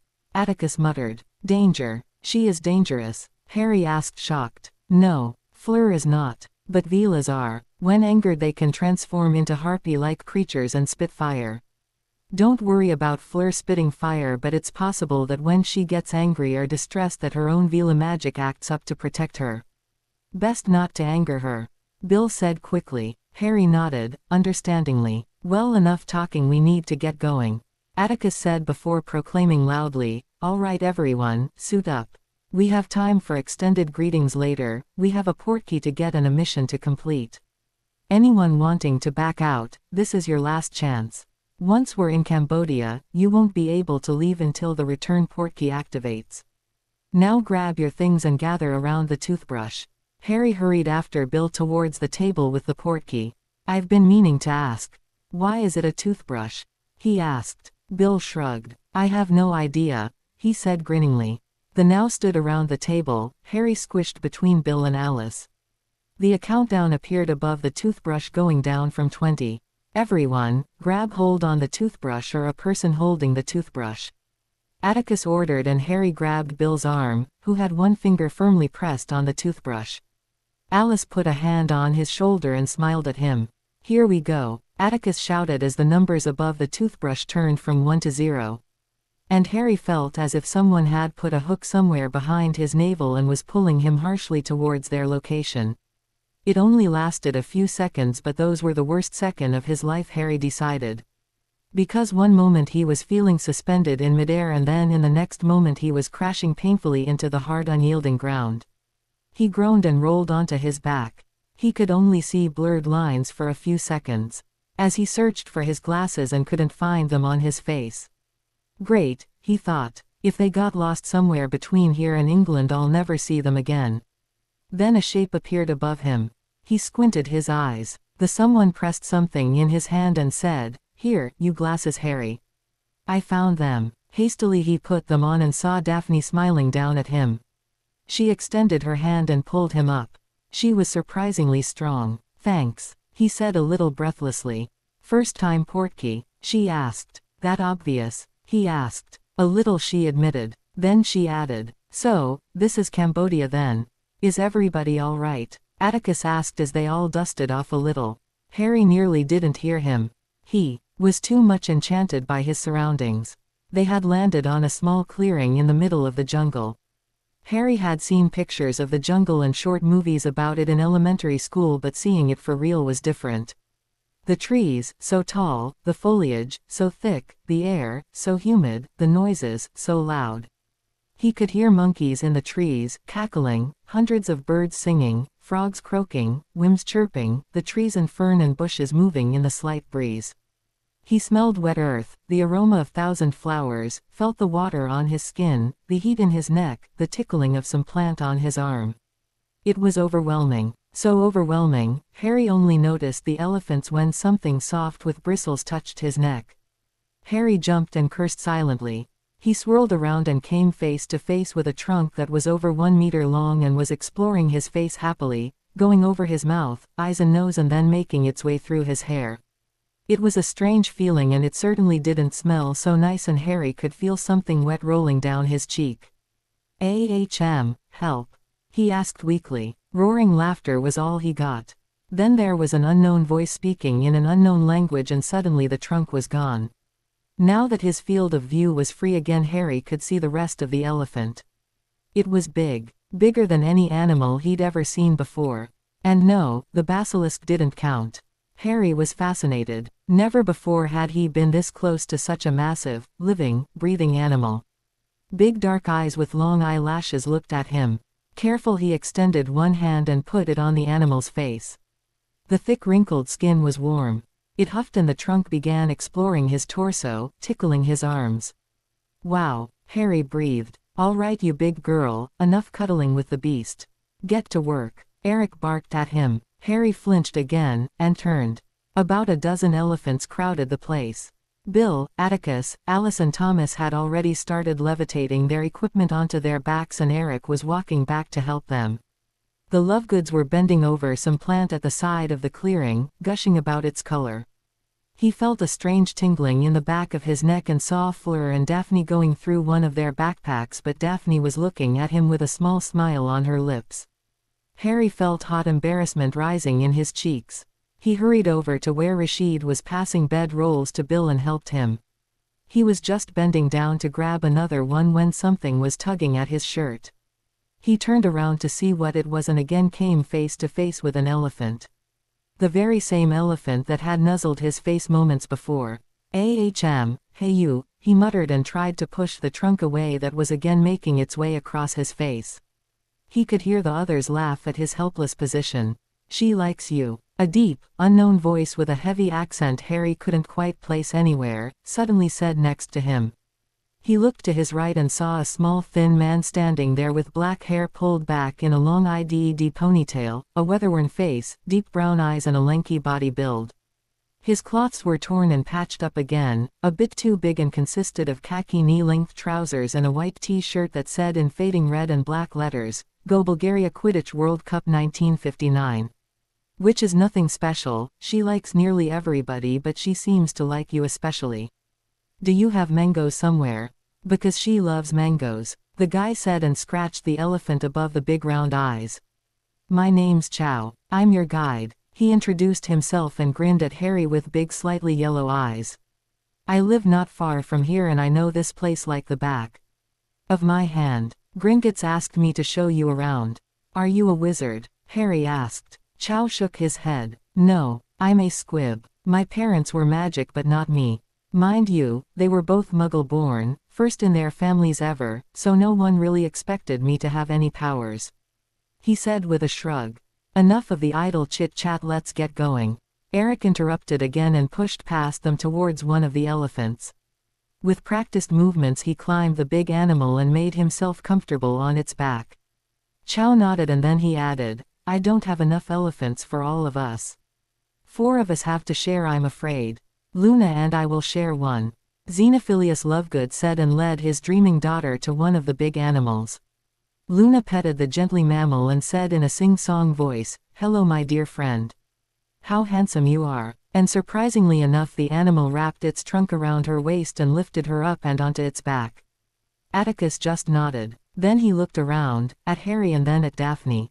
"Harry, Daphne, you are both the lightest and smallest among us. Do you mind sharing?" Harry looked at Daphne. She pushed a loose strand of hair back and shrugged. "I don't mind," she said. "Yeah, me neither," Harry said. "Then you can take Nim here," Chow said and pointed at the elephant that was still ruffling through Harry's hair. As soon as Chow had said those words, Nim grabbed Harry in a similar fashion like the other elephant had taken Luna and lifted him in one go onto her back. A bit startled, Harry tried to find anything to hold on to.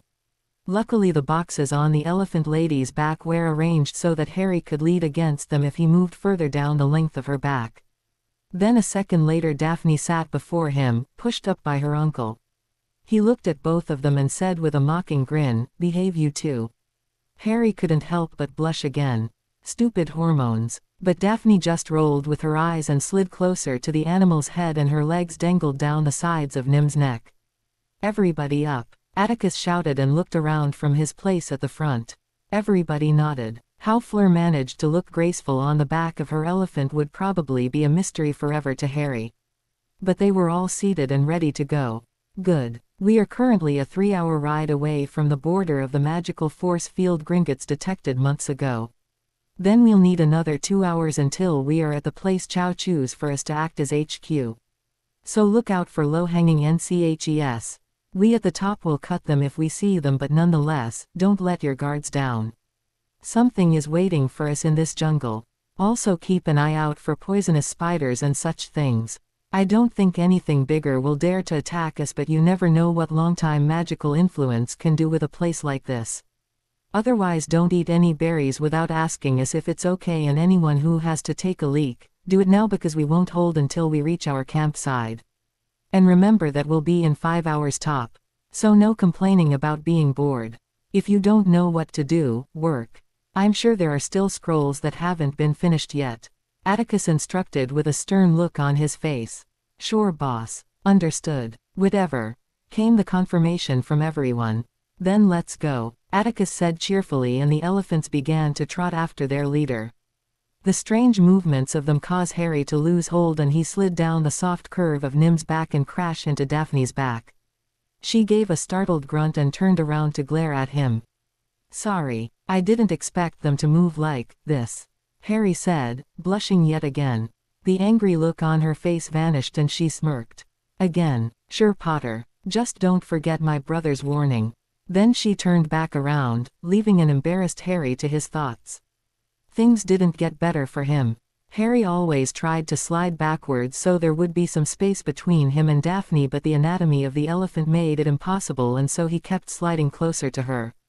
"Are you done?" she asked after the 1,000th time with an amused but also slightly exasperated voice. "Sorry, but every time I move backwards I keep slipping forwards. I'm sorry if it's uncomfortable for you.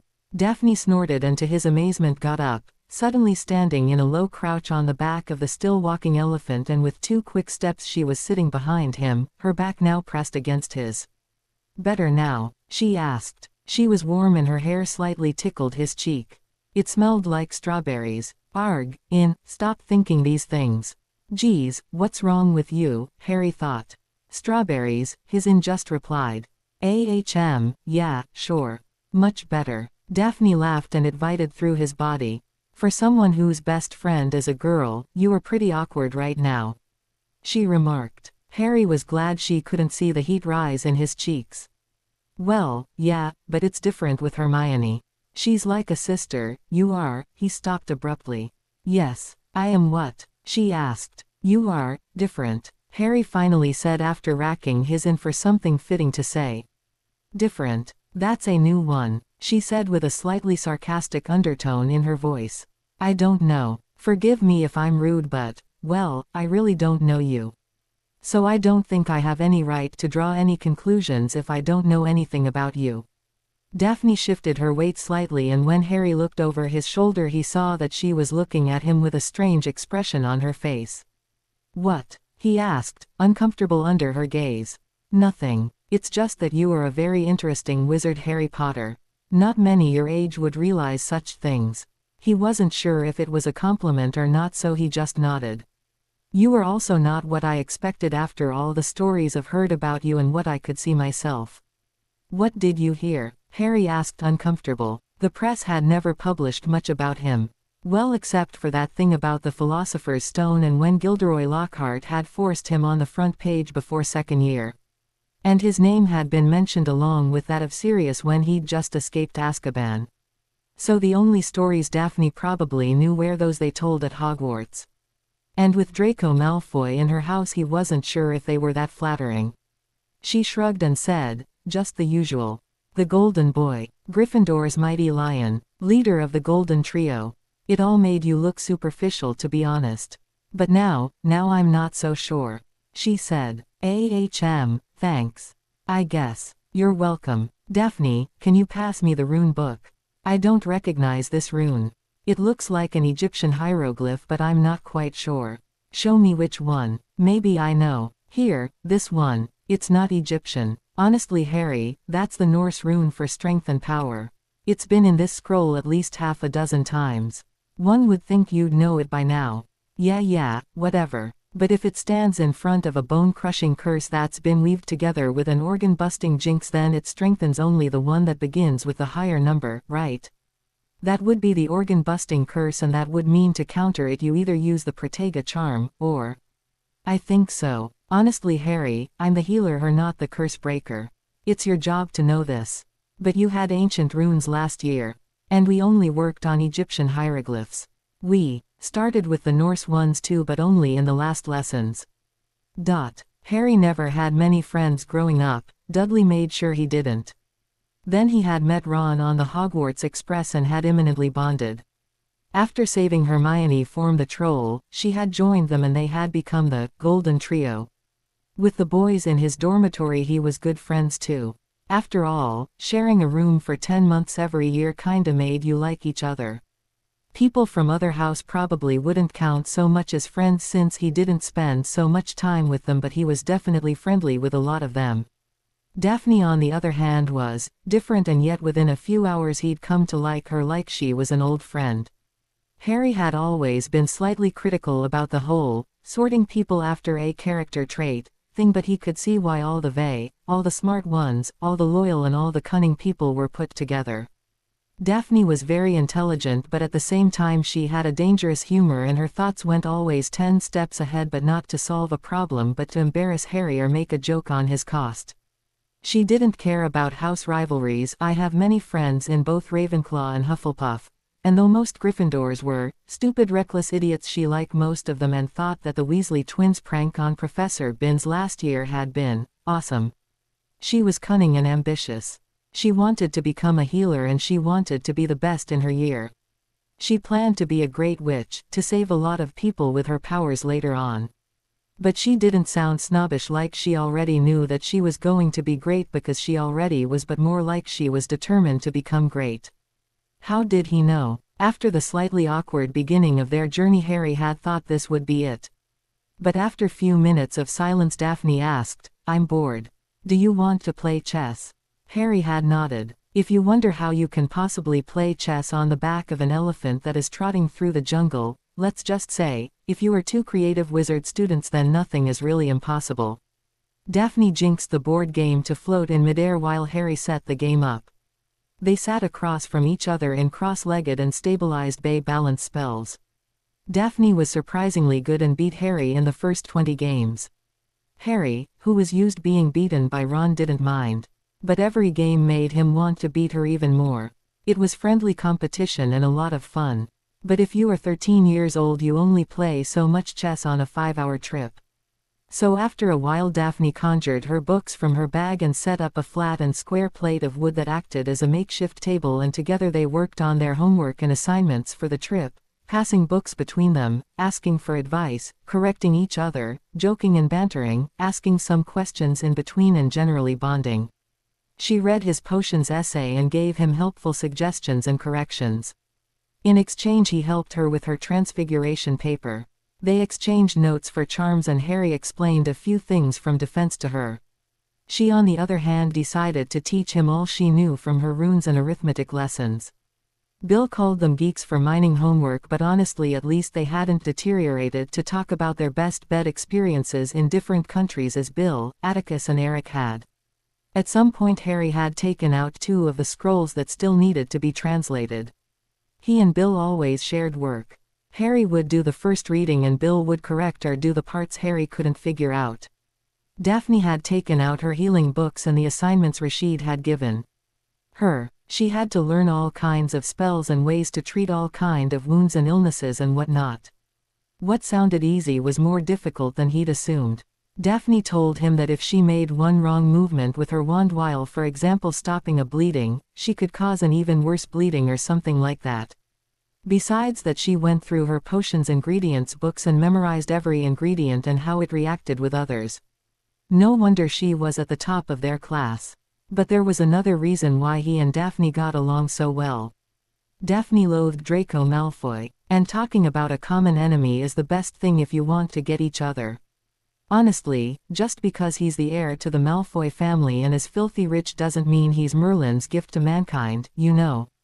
She growled. They had put their things away by now and sat across from each other on yet another game of chess. I know. Harry kicked one of her knights off the board with one of his peasants. You should have been there when I first met him at Madame Malkin's, or when we met again on the Hogwarts Express. His stupid pureblood obsession is getting on my nerves. I mean, why do you even care what blood you have? Many half-bloods and Muggleborn in our year are better than him. Hermione, for example, Harry muttered. Daphne nodded. You're right. But form a family as old as the Malfoys, you can't expect anything else. With all their inbreeding, she shuddered. I mean, I'm from an old pureblood family.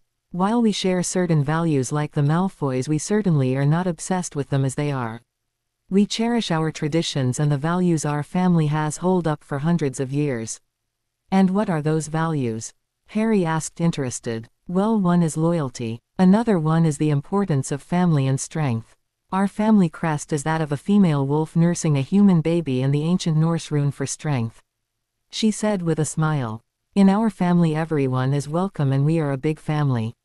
We cherish each other's company and children are important to us. I'm one of 5 after all.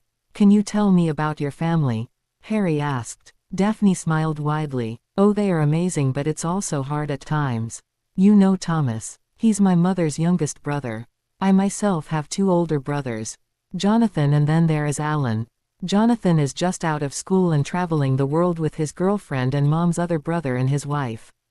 Alan will be in his last year now. Then I have 2 younger sisters.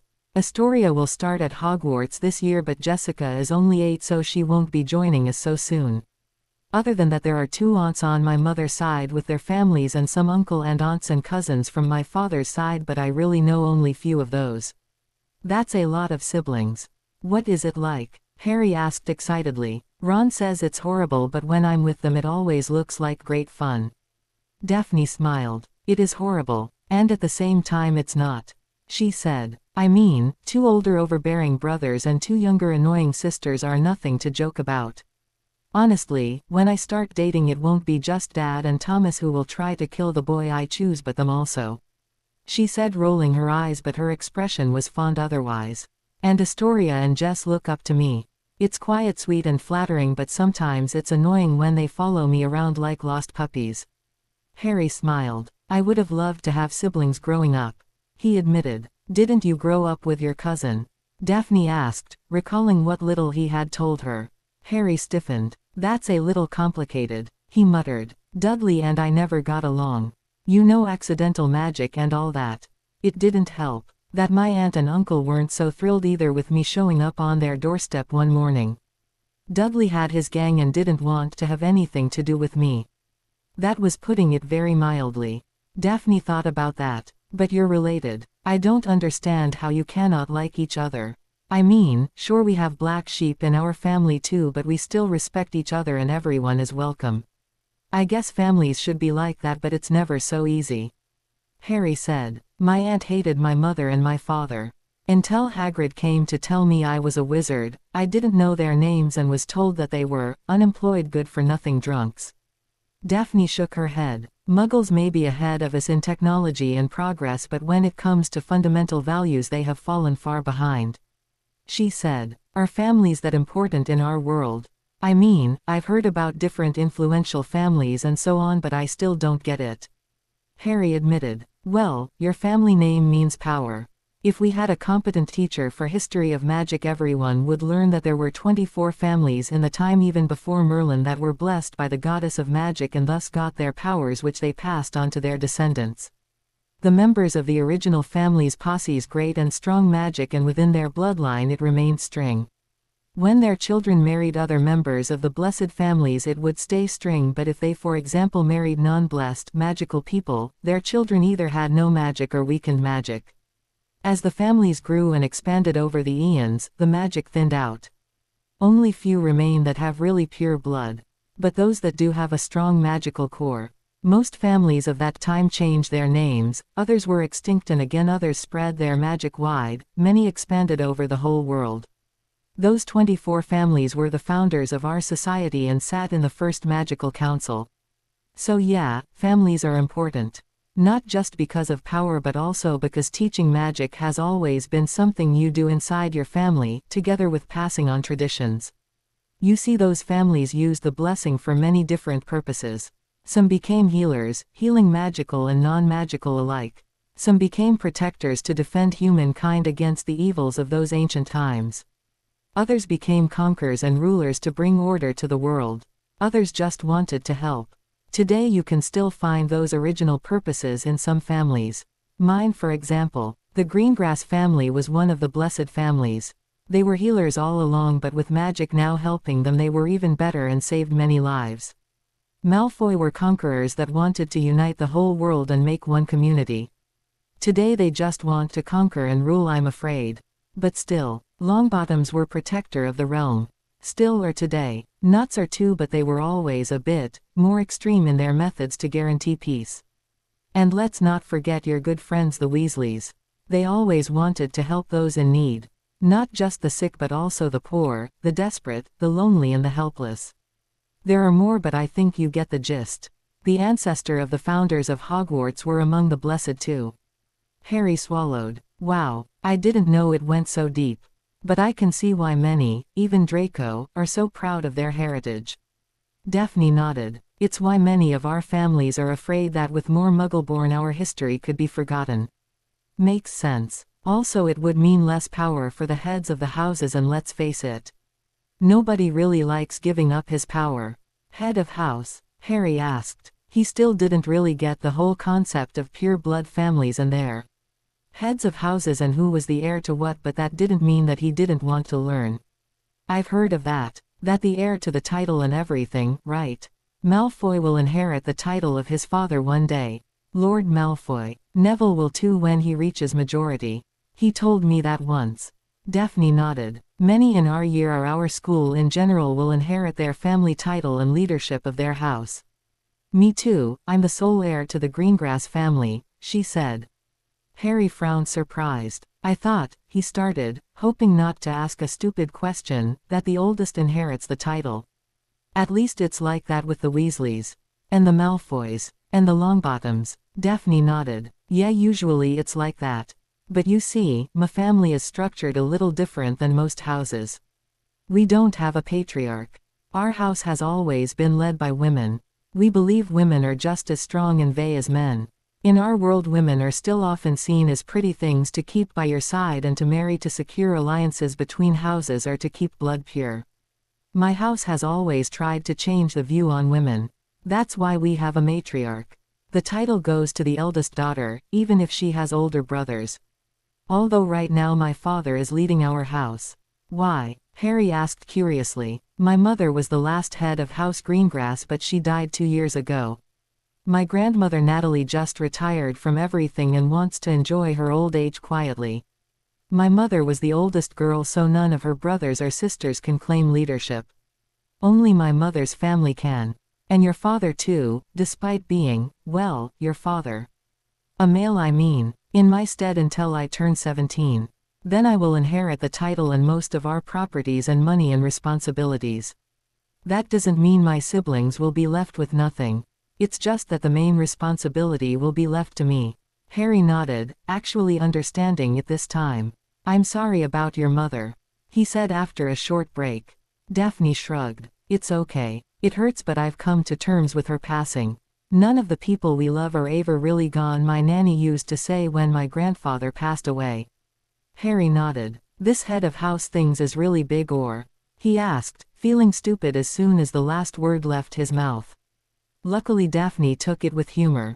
Yes, it is. With all the old families it is. As head of house you sit on the Wizengamot and the board of governors if your family belongs to the really old ones. It grants you power over all the people in your house and gives you quite the reputation in society. There's often a lot of sibling rivalry and it's not uncommon to fight for the position. In earlier centuries younger siblings tried to kill their brothers or sisters. But not just siblings fought. Also aunts and uncles tried to gain power. Or people that married into a family for the same reasons. It has all happened. Harry frowned. That sounds a bit harsh. And it decreased with the years. Daphne smiled. My brothers actually came to me after I was explained what my position in the family was and assured me that they had my back and would always support me and that I would do great. Alan even told me how glad he was that he wouldn't have to become all stiff and formal and speak like a stuck-up know-it-all. Harry laughed with her. And he's right. I have to go through so many lessons and learn so much about etiquette, more than already. My dad teaches me politics and sometimes takes me to sessions of the Wizengamot to get a feeling what it will be like soon. She sighed. Still, it is hard to find allies and respect among the old men that currently occupy the chairs. I try to make friends with many heirs that go to school with us, but being Slytherin and all that makes it hard. I'm sure you'll do great, Harry assured her and grinned. After all, you can always use your potion skills to make people agree. She giggled. That is not a nice thing to say, Mr. Potter. And rather Slytherin if I do say so. Harry shrugged. Don't tell anyone, but the Sorting Hat wanted to put me into Slytherin during my sorting. But Malfoy had been sorted there before me and I didn't want to be in the same house as he was, so I could convince the Hat to put me with my friends. Daphne looked at him with huge eyes. You're joking, she shouted in disbelief. I'm not. I swear, Harry said laughing. You. The vanquisher of you-know-who in Slytherin. Your life would have been hell. More than it already is. He asked. She nodded. Then she looked down at the chessboard and said with a triumphant smile, checkmate. The sun had traveled across the sky in a slow pace. At least what Harry could see of the sun through the thick tree tops. Both he and Daphne lay on their backs, their knees barely touching, whereas their legs still dangled down the side of Nim's big round belly and stared at the passing trees above them. The rocking made Harry sleepy, and not just him. Daphne yawned loudly. The muttering of the others around them, the soft cooling wind that blew around them and battles the heat, the singing of the birds, the thick smell of flowers, it all was intoxicating and relaxing. They kept talking, asking about favorite subjects, most hated teachers, favorite animal sand colors, which flavor was the worst of Bertie Bott's every flavor jelly belly beans that they ever ate, which their favorite Quidditch team was, and things like that. But then after a while they both fell in a comfortable silence. "Until, are we there yet?" Daphne asked loudly. Heads turned. The two teens at the end of their procession had been so occupied with each other these past few hours, they had put them aside. It was better than whining teens or bored teens, they all agreed. Bill grinned when he saw how they sat on the elephant's back. Thomas, who rode next to him, quirked an eyebrow. "And I told them to behave," he told him silently. Bill had to suppress his laughter. "Not much longer. We'll reach the borer in less than 10 minutes, I reckon. From there on we'll have to be extra careful. Just because it's been silent for so long doesn't mean it will stay like this once we cross over into magical territory." Atticus said. "We'll also have to hurry. The sun won't be up for much longer, and setting up camp in semi-darkness or at night is not good." Cho added. Harry propped up on his elbows and looked up. "I didn't look like it was going to be dark this soon." The sun was still high in the sky. "Don't be fooled. The sun goes down quicker than you think," Cho said. Harry frowned. "Sometimes I think you can read my thought," he said. "No, it's just written all across your face." Cho laughed. Harry wasn't sure what was different. But something wasn't right. His magic itched under his skin as if it wanted to make him aware of something. He felt restless. "Do you feel that?" he asked Daphne silently. The young witch nodded. "I'm feeling strangely on edge. Like something will happen any moment," she whispered back. They scanned their surroundings. Just the same jungle that they had been passing through for nearly 3 hours now. "But you can feel it too, right?" She tried to explain. "This wrongness. Yes, I can feel it too," Harry said, and unconsciously his hand moved to his wand. He looked towards the others, but strangely enough they were still talking among each other and joking, and Eric looked like he was dozing on the back of his elephant. Alice was reading. The Lovegoods were prodding something Luna held in her hands. Harry thought it was some kind of colorful frog. Fleur and Bill were discussing something. Daphne scooted closer to him. "Harry, do you hear that?" she asked nervously. He frowned, closed his eyes and listened. "No, what is it, Daphne?" She looked around, worried. "That's the thing, Harry. There is nothing to hear. It's completely silent." Then any things happened at once. Understanding bloomed on Harry's face and his hand drew his wand. At the same time the frog in Luna's hand croaked piercingly and jumped from her hands into the foliage, and Cho turned around saying, "We're passing into the magical zone now." Better, but he was interrupted by the sudden loud roaring of thunder and the crashing of clouds. A strong wind rose from nowhere and forced them backwards. The wind picked up leaves and small sticks and swirled them around like little harmful missiles. "Shields up," Atticus shouted before he conjured a shield around himself and Cho. Harry's shield was up before he'd finished saying, "Protega." Daphne's shield joined his, and together they pushed against the sudden force of nature and hurried Nim to keep walking, to follow the other elephants. The two, protected in their riders' shields, pressed forwards again. "What is this?" Harry shouted over the roaring of the storm. "Probably some sort of border protection to keep people from entering and finding whatever is inside, I'd say. Something or someone doesn't want visitors," Daphne shouted back as the outside force pushed harder against their combined shield. And then, all of a sudden the storm was gone. The leaves and sticks dropped to the ground and the wind settled as if nothing had happened. Still they all kept their shields up and looked suspiciously around.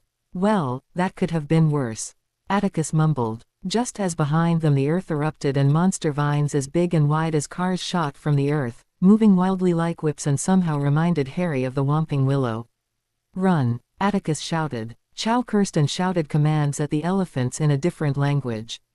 The elephants started running, but even Harry knew that they weren't that fast, and especially not with people and equipment on their back. Harry and Daphne tried to hold on as best as possible as Nim raced behind the others. Harry only saw it from the corner of his eye, but it was enough. He swirled around and bellowed, "Reducto!" And the oncoming vine exploded. But another one took its place. "Harry, Daphne!" Harry could hear someone shout. He thought it was Bill. "Immobile!" Daphne shouted next to him. The vine stopped mid-strike, but both didn't see the one coming from their side. It hit them and catapulted them towards the raging vines. The contact with the earth was hard and Harry's glasses flew elsewhere. Great, he knew he should have taken the contact lenses. But he had no time to ponder on that. Though blind as he was without his glasses, that didn't mean that he didn't see a thing. Besides seeing vague shapes and form, Harry could hear especially well. His hearing sense had developed strongly when his eyes had started to get worse when he was younger. So he jumped to his feet, wand in his hand, ready. It was loud, all around him. He heard the other shouting spells and curses, the vines were roaring and slashing all around him, and again this rumbling like thunder filled the air. Yet he heard the whoosh of an oncoming vine and was able to sidestep. It crashed into the ground next to him. He dived aside again, barely missed another one. "Daphne, where are you?" he shouted and looked around. "Over here. Harry, help me." He swirled around and saw only Daphne's bright blonde hair skidding across the dirty floor of the jungle. Though he didn't like casting a spell in her direction without really knowing where to aim, he still did it. "Confringo," he shouted the first spell that came to his mind.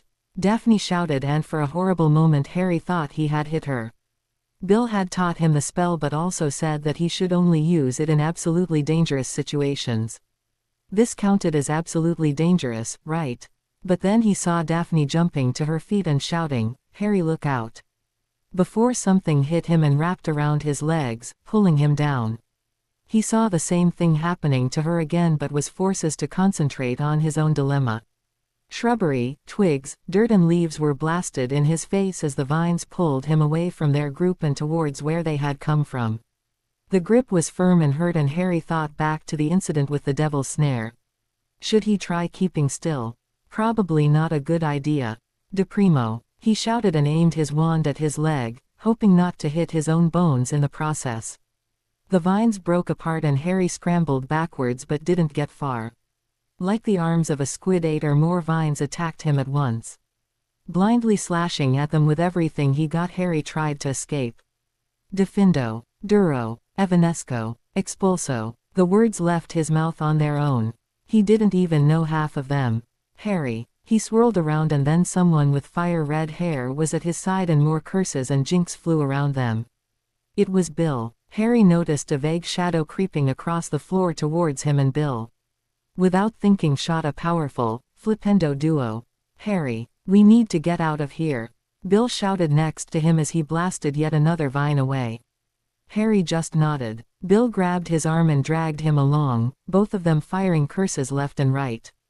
"I think if we get enough distance between us and them we'll be fine," Bill shouted. Alice, Fleur and the Lovegoods moved ahead with Chow and the elephants. "The rest of us came to help you, Duck. Thomas is with Daphne," the older man explained as send a blasting jinx over Harry's head at a vine that he tried to sneak up on him. Harry just stumbled along his side. "Impedimenta," came from Harry's left and a vine exploded.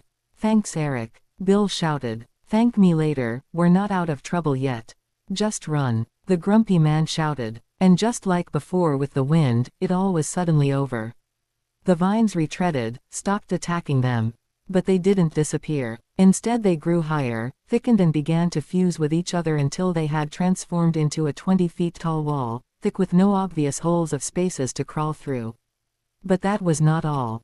The vines spread out to both sides, raising the wall farther down the jungle until it disappeared from view. But they could still hear it. Harry swallowed. "Okay, welcome to Cambodia." Someone touched his arm. He turned to see Daphne, handing him something that looked like. "When did you have time to find my glasses?" he asked. Daphne smiled as he took them and put them on. Her face was covered in cuts as were her hands, but her suit had protected her body otherwise just fine. Her hair was disheveled and full of twigs and dirt and leaves, but she looked fine otherwise. "You maybe know a lot of impressive offensive spells, but at least I know how to keep my things together." She laughed at his confused expression. "It's a summoning charm called Accio. Combine it with what you need, and if it can be summoned, then it will be. I'll remember that one," he vowed. "Are you all right?" he added. She shrugged. "Cuts and bruises, no broken or sprained bones. I'll be sore tomorrow, but that was to be expected." "And you?" "Same," he replied. All right everybody, listen up. Atticus suddenly shouted from somewhere next to them. They all turned to their expedition leader. Is anyone seriously hurt and in imminent need of treatment? Because otherwise we really need to get going. This was probably just a taste of what could be expecting us. All eyes turned to Daphne and Harry. Just a bit shaken, nothing serious, Harry said, and Daphne nodded. You sure? Thomas asked, concerned. Yes. Superficial cuts, a few bruises, nothing that will kill us. We're good to go. Still, I want you to be checked up by Rashid once we have set up the camp, or at least tomorrow morning, Atticus ordered. They nodded. And I want Harry to ride with me this time. I would have been able to help him earlier had we not been separated, Bill said firmly. Me too, Thomas said. Daphne will ride with me. But we're fine, Harry argued. Harry, I promised not just Dumbledore but also my mom I would bring you home in one piece. She'll have a fit if you come back with one hair out of place. And don't forget Padfoot and Moony. They'll skin me alive. No, for now you ride with me. Harry's and Daphne's gazes met. They knew they were both thinking the same. Overbearing older brothers. Harry didn't remember much of the last 2 hours they spent riding through the jungle. Only that it grew darker and darker, and that insects swarmed around them, and that he grew more tired with every step the elephant made. He was leaning against Bill. The adrenaline that had kept him up during the fight was now all but gone and left his arms and legs stiff and his back hurt. He tried to stay awake by going through different rules while deciphering scrolls in his head, but eventually he fell asleep on Bill's shoulder.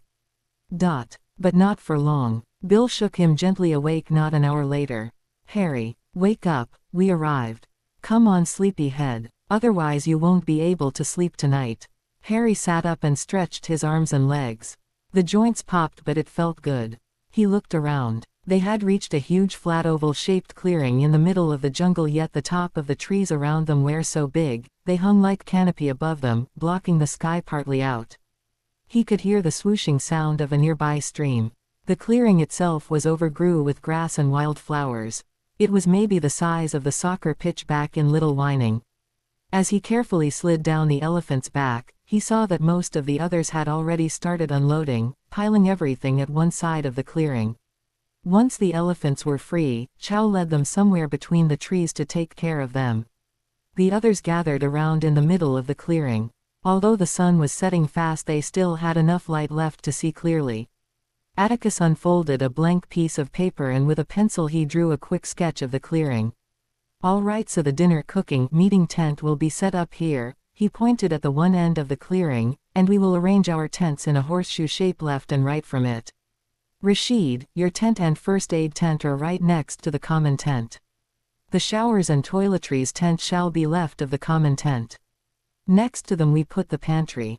I'll be sleeping next to Rashid. I don't care about the rest, but I want Bill and Alice on either ends, understood? They all nodded. Good. Next I want a big fire pit at the edges of our horseshoe. Mind you, we don't want Bill's and Alice's tent to catch fire, so keep some distance. Around the fire we'll put up the benches. I want torches between every tent to light up the place in the evening. Again everybody nodded. Good. Eric, you, Fleur and Mr. Lovegood set up the perimeter. I want the full program of protection spells you can think of. Rashid, you and Daphne set up your healing tent first and make sure it's ready for use. The rest of us will set up the common tent together. Then you can set up your own tents. Once everyone is finished you can go to bed. We'll talk tomorrow. No guard shift tonight. They all agreed and hurried to fulfill their tasks. Daphne smiled shortly at him before following Rashid. Harry smiled too. The common tent was the biggest piece of equipment they had. Folded up it was already 3 meters long and 1 wide. Still it was an easy thing to set up. Together they levitated it into the air before Atticus chanted, Erecto, and it started to unfold and put itself together. Once it was finished they carefully set it down. Good job everybody. The rest can be done tomorrow. In the end their living arrangement looked pretty much like this. The common tent, also called CT, formed the head of the horseshoe. To its left stood Rashid's first aid tent and then his own sleeping tent. Atticus had settled down next to him, then came Eric, then Thomas with Daphne next to him and Alice at the end. At the right side stood the washing room, then came the pantry. Harry had asked if it wasn't better to put the pantry right next to the CT since the kitchen was in there, but Bill had replied with the honest answer that no one liked to sleep right next to the toilets, which Harry had to agree with. Next came Chow, then the Lovegoods, Fleur, then Harry and finally Bill. Putting up his tent was also no problem. Harry just had to put it down, say, erecto. And like magic it unfolded itself, and within a minute a small brown tent stood in its place. All he wanted to go was crash in that bed of his and sleep. Bill smiled at him and patted his shoulder. Just one last thing. The fire pit.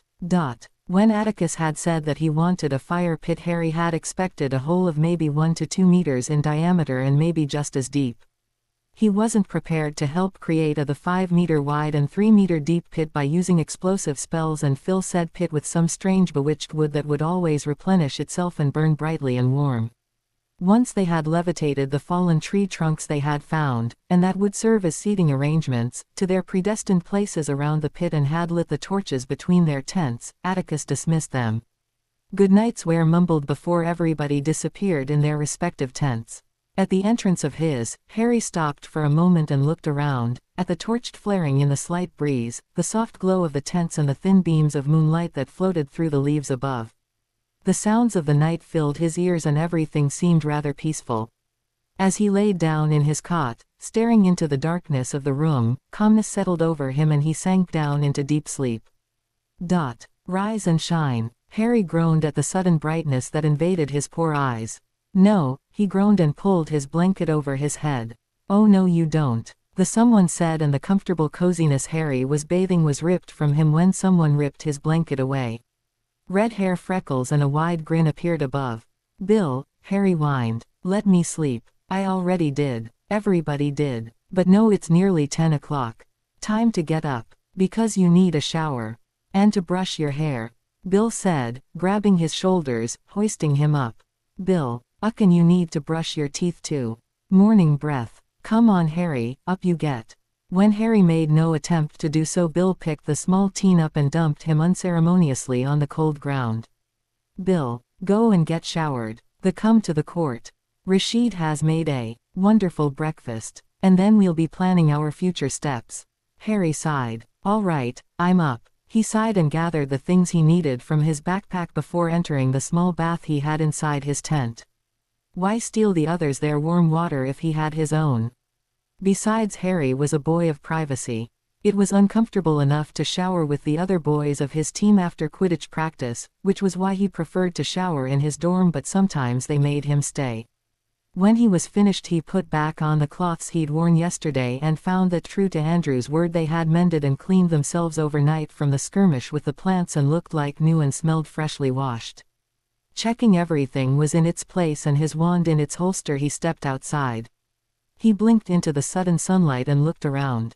It had been already dusk when they had arrived and dark night by the time he'd gone to bed, so now he got his first real good impression of the place he'd be staying at for the next 3 to 4 weeks, give it or take.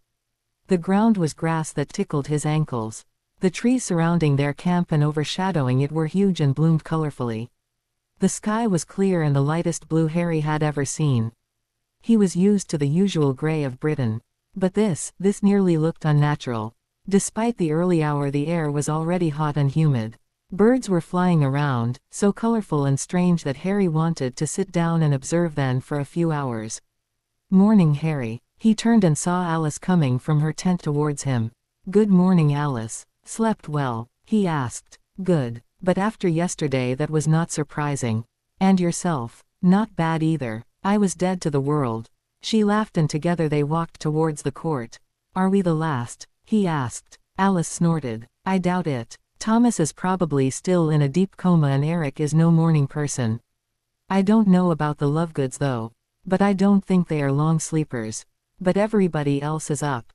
She informed him. He nodded and held the tent entrance open for her. Such a gentleman, she noted with a grin that made him blush. The CT was a cozy place.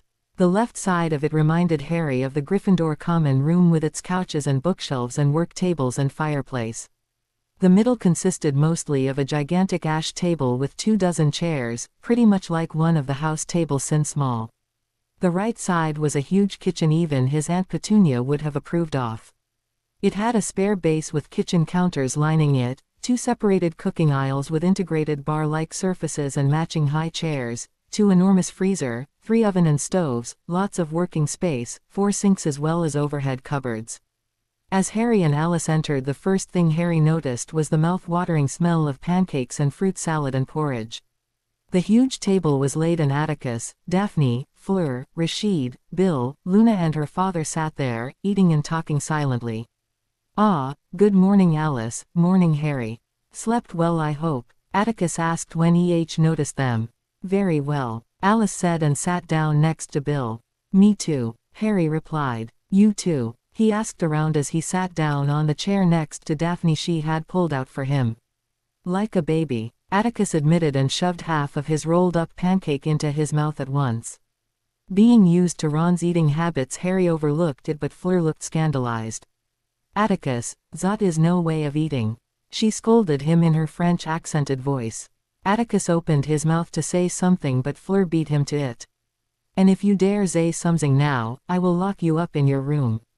Just because we are in the wilderness doesn't mean we avenue to act like uncivilized people." Atticus swallowed and smiled at her. "Of course Fleur." He imitated her. She playfully slapped his arm and took another scoop of the fruit salad. Harry looked at Daphne. She had her hair fuller up in a simple ponytail and was wearing gray pants, like his own, a long-sleeved white shirt and a red dragon hide waistcoat. "Morning," he said. "Morning," she greeted back as she mixed some of the fruits in her porridge. "Slept well. Is that everything you tend to ask in the morning?" she asked with a raised eyebrow. "Well, it seemed polite. It would be polite if you complimented me on my looks or compare my sheer beauty to the nature around us," she said, grinning. "Well then, if you insist," Harry said and cleared his throat before saying in a fake deep voice, "Oh Lady Daphne, your eyes are like the morning sky above us. How do you manage to look so fabulous that the flowers envy you when you walk by?" he asked, remembering something like that from a poem in elementary school. Daphne laughed and shook her head. "You know, that would have been a really nice compliment had I not known it came from you," she teased and sipped at her orange juice as Harry loaded his bowl with porridge. Harry shrugged. "You just don't get my charm." Daphne snorted very unladylike in her cup. Fleur shot her a scolding look, but it was still very soft. She seemed to have a soft spot for her younger cousin. Harry took a careful spoonful of the hot food and his eyes widened when he tasted the excellent porridge. "Rashid, my compliments, this is really good," he praised. Rashid smiled. "The mare milk is the secret." Harry froze, the next spoon of porridge halfway down already. "The what?" he asked, horrified. "The mare milk," Rashid said with a serious face. Harry's expression must have been too much because Bill cracked up and Atticus soon joined his laughter. "Told you he'd buy it." Bill snickered. "Merlin's beard, your face Harry." Atticus laughed. "Don't worry Harry, it is normal milk," Rashid assured him. Harry frowned and asked, annoyed, "Is everything a joke to you?" "Only funny things," Atticus admitted. Bill leaned over the table and ruffled through Harry's hair. "Lighten up dude, we're only messing with you," he said good-naturally. Harry pointed his spoon at him and said mock-threatening, "Better hope I'm not telling your mother you're mean to me. She'll tear you a new one." "Harry," Fleur said scandalized, "you should not speak like that." She glared at Bill who was snickering. "I blame you for that William," she scolded him. Bill's ears turned red which clashed horribly with his hair. The tent flapped open and Eric marched inside. Behind him came a disheveled-looking Thomas Greengrass. "Morning team," Eric bellowed. Everyone winced. "Turn it down Hook," Bill growled. "It's still early. Didn't you say he was no morning person?" Harry asked Alice as Eric sat down. Alice grimaced. "Well, he is while he's still half asleep, but once he's awake he's the most active person you know. Besides, it's hardly morning," Daphne said. "Ron would still be in a coma." Harry muttered. "Not if he smelled food," Bill argued. "True," Harry admitted and sipped at his water. Otherwise breakfast was a relaxed affair once Thomas and Chow showed up and they enjoyed their first morning together. Afterwards their dirty dishes were levitated into one of the sinks where they were magically scrubbed clean and sorted into their rightful place. Harry simply loved magic. "All right folks, sit down." Atticus announced once the table was cleaned. He unrolled a long rectangular map and with a swish of his wand it started glowing, and seconds later a holographic image of it hovered above the table. A red pulsing dot showed their location. From the map Harry could see that they weren't far away from a long river that fed a huge lake a few miles away. Otherwise the terrain was rockier beyond their camp. Still the jungle seemed to stretch on and on forever. Atticus moved his thumb and index finger apart, thus zooming in on the map. Then he clasped the hands behind his back and looked at each of them. I welcome you all to our official first day of work. It's an honor to work with a team like this. We have many experienced and talented people among us as well as some promising upstarters. I welcome old friends back and I welcome new ones. Talent and experience and knowledge will be some things we will need. Yesterday's incident has showed us that this place is no joke. Danger is real and we will have to be cautious. None of us really know what we're dealing with and none of us have ever been here. Atticus began and everybody nodded seriously. That is why the first point on my to-do list is security. Atticus concluded and nodded at Eric, who got up and took out his knife. Eric has warded the place last evening to the maximum extent of his power and knowledge. We have thrown in a few ideas ourselves, but Eric has set up the main frame. We're as safe as we can possibly be. To ensure that it will stay like that, Eric has set up a little specialty Mr. Lovegood told us about. Would you be so kind to explain it to us? He addressed the eccentric man. Mr. Lovegood nodded and his long silvery hair fell over his shoulders. There are runes that are similar to blood runes with which one can ward a place, for example, in the most powerful way known. The runes I am talking about are relatives, you could say. They were used mostly by high priests of northern gods since they are slightly barbaric to some. When added a small amount of blood, the area the rune is supposed to ward will only be accessible by those that gave the blood. It works with more than one person. And nothing and nobody else will be able to penetrate the border. He explained. That's handy, Alice commented. Atticus nodded. It is. But in order for the rune to recognize you, you need the counterpart of the rune. He gave Eric his hand and the rune master took his knife and started cutting a symbol into the back of his hand. Small rivers of blood started dwelling from the cuts, but Atticus stayed calm. Eric quickly finished the rune and Atticus wiped away the blood with a cloth to show them the delicate pattern of a triskelion in a circle with a miniature protection rune at all three peaks. I'm afraid we all will need this symbol carved into our skin and it'll have to heal naturally. But don't worry, it's completely safe. Look at it like it's a ticket through the barrier. Eric walked over to Bill, who calmly put his hand on the table and let him do his work. Will it scar? Daphne asked a little nervously. Atticus smiled at her. No, the cuts are shallow, but the lines will appear whenever you are near the barrier. Harry watched fascinated as Eric carefully sliced through the skin on the back of Alice's hand next to him. Alice flinched shortly but didn't move. You next, Potter, Eric said. Harry put his left hand flat on the table. How painful could this be? He had his arm pierced by the fang of a basilisk. It really wasn't bad. It burned a little and was uncomfortable but not overly painful. He looked at his hand once the slight bleeding had subsided and stared at the pattern. Harry, put this antiseptic cream on your hand. It may have to heal naturally, but we don't have to risk an infection. Rashid told him and handed him a small tube of cream. Harry recognized it instantly. Aunt Petunia had always used it when Dudley would fall and skim his knees open. That a Muggle product? He said, astonished. Rashid shrugged. Some things Muggles make are good, Rashid said with a grin. The cream was cool and took the stinging pain away. Aunt Petunia had never wasted such expensive things on him whenever he had skimmed his knees. Harry shifted his weight uncomfortably on his chair. Why did he keep referring to them as Aunt Petunia or Uncle Vernon? They had thrown him out, they hated him, and they had been mean to him. Harry had never liked them at all. They didn't deserve to be called Uncle, or Aunt, or Cousin. Family didn't hate each other. A hand on his arm brought him back to the reality. You okay, Harry? You had a funny expression on your face. Daphne asked next to him. Harry shook his head. It was nothing, he assured her with a smile. Right, Atticus began after everyone had gotten the symbol carved into their hand, so that is that. A few basic rules. No wandering off alone, always in pairs of 2 to 3.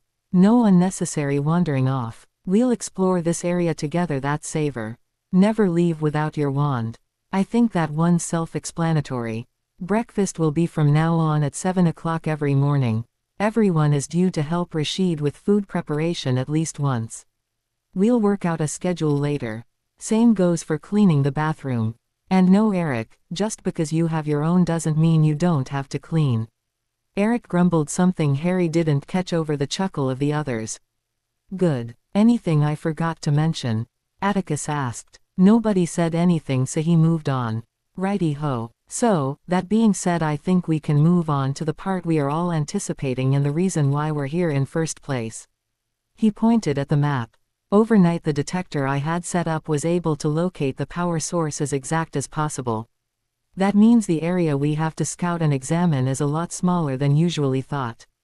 The map zoomed out a bit and an area started pulsing in a faint blue light. Their camp lay at its outskirts. This area was never really explored, neither by muggles nor by magicians. Most of its jungle is impenetrable and full of wild animals. Another thing we have to be wary of. There are no legends or lore passed down among the natives that has something to do with this place. It's a white spot on a map basically. And it would have continued so until the detectors first caught waves of strange strong magic from here a couple of months back. It came out of nowhere and we still can't say what kind of object or thing could radiate this kind of magic. All we know is that it's strong. So what's the plan? Bill asked calmly. Today is already too late to get anything done. So tomorrow after breakfast we will saddle up and take a first glance around. Either on broom, elephant, or in Rashid's case a flying carpet.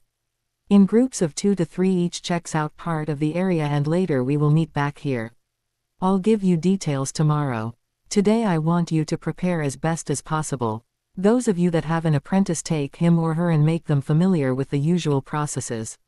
The bell will ring when it's time for tea time. I think we can skip lunch today, seeing that it's already noon. Atticus finished. They all nodded. Great. Then you are dismissed. Bill nodded for Harry to follow him and he hurried after the oldest Weasley child.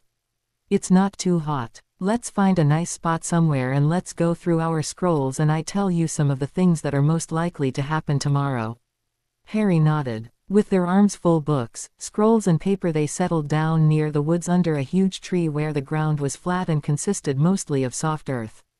It was shaded from direct sunlight. And comfortable to sit. As Bill looked over the scrolls Harry had translated yesterday, Harry noticed something that made him frown. Bill, yes. There is something that confused me. How can we not know where the place we're searching for is, when we have the scrolls with the spells and all the stuff the place is warded with? Bill put the scroll he was reading aside. Ah, yes, I see. You see, it's a bit like this. If there's a mosquito in the room, you can't necessarily see it. It flies around and around. But because of the sounds it makes you know that it is there. And you can always say where it roughly is. It's the same with this place. The magic this place emits is the same. The warding hasn't changed. We just can't locate where it is. But we know it is there. Harry nodded understandingly. Bill skimmed over the rest of the scroll and whistled lowly. Harry, this is really good. He said, praising. Harry blushed and shrugged. No, really, you should keep doing this. How are you coming along with your rune study? Harry grimaced. Daphne tried to teach me. She had it last year at Hogwarts. But I just don't get a grip on it. Most runes look the same to me anyway, and then there are runes from different cultures and times that look alike but are nothing alike. I keep confusing them. Bill patted his shoulder. You'll get it eventually. And you can always ask Eric or Mr. Lovegood for extra lessons. Hook doesn't look like the type to offer private lessons. Bill nodded. Yeah, but he is a master in his field. Don't let his hard, annoyed and unfriendly shell scare you. Beneath he's even harder. I was about to say just stubborn, but I guess that's the same. Harry laughed and then eagerly asked, so, tell me more about tomorrow. Bill laughed but did as asked. You, I and probably someone else will fly off to search the exact location of the magic spring, using moonstones. The closer they get to a powerful magical source, the brighter they glow. Once we find it, we come back and report it. Then we go back as a team and start lifting the curses and spells. For that we'll need the maps. How do you do that anyway? I mean, I know who to do the theoretical part and find out which spell needs to be countered with which counterspell, but how do you actually, practical do it? Bill smiled. That's a bit tricky. Basically, by looking at the scrolls we get a general view how the protection on the place is put together. Are there a lot of offensive spells, or more defensive? Is it more harmful or just supposed to keep someone away? Things like that can be concluded. Which is important. You see, you have to imagine the warding of a place like a shield, right? Right. Good. And this shield, you have to know, is filled to the brim with magic. Magic that has piled up over years. Unleashed at once, it could probably annihilate the whole country. And we want under that shield. To prevent that we unleash a catastrophe, we have to know how thick the shield is, for example, and where its weak points are. Once we do, we try to find the best spot to start from, and from there on we unravel the shield. We want to slowly drain it of its power. Like air leaking, form a tiny hole in a balloon. We do that by neutralizing. So we start with first spell in the first row of the first scroll and read. Oh, it's a stinging hex combined with a memory loss charm. Since the memory loss charm is the dominant one, I have to counter it first and then the stinging hex. And like that we work off our scrolls. You see, the first spell that was ever set in place is the first that has to be countered, then the second that was casted. If you were to start somewhere in the middle, that would be like taking a can from the middle of a pyramid of tin cans. You would start a chain reaction of curses going off. Luckily, when we cast our detecting spells to get the scrolls, they appear in the exact order they were cast. How come? Harry asked. I think it has something to do with their magical energy. The oldest have the biggest amount of power and thus are stringer and are first detected. But don't ask me details. Harry nodded. He looked at their scrolls. Which number do our scrolls have? I mean, which place are they in with the others? Bill looked through them. I think 5th, 6th and 7th. He rolled them back up. Atticus has the first 2 and the last 2.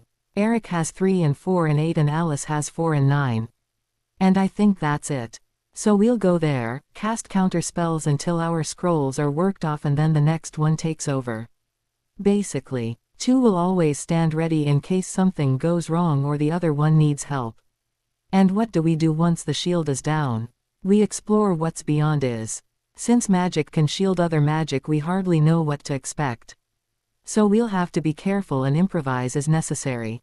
Harry grinned widely. I can't wait, he said happily. I can't wait to see Harry. The kid must be dying of boredom without me. Man, I can't wait to tell him of the house I have my eye on and the things we'll be doing this summer. Remus, this will be the best summer ever. We'll go on holiday and we'll swim together in the sea. I bet he never got to do that with the Dursleys. And we'll eat ice and pizza all summer long and explore different magical and muggle cities.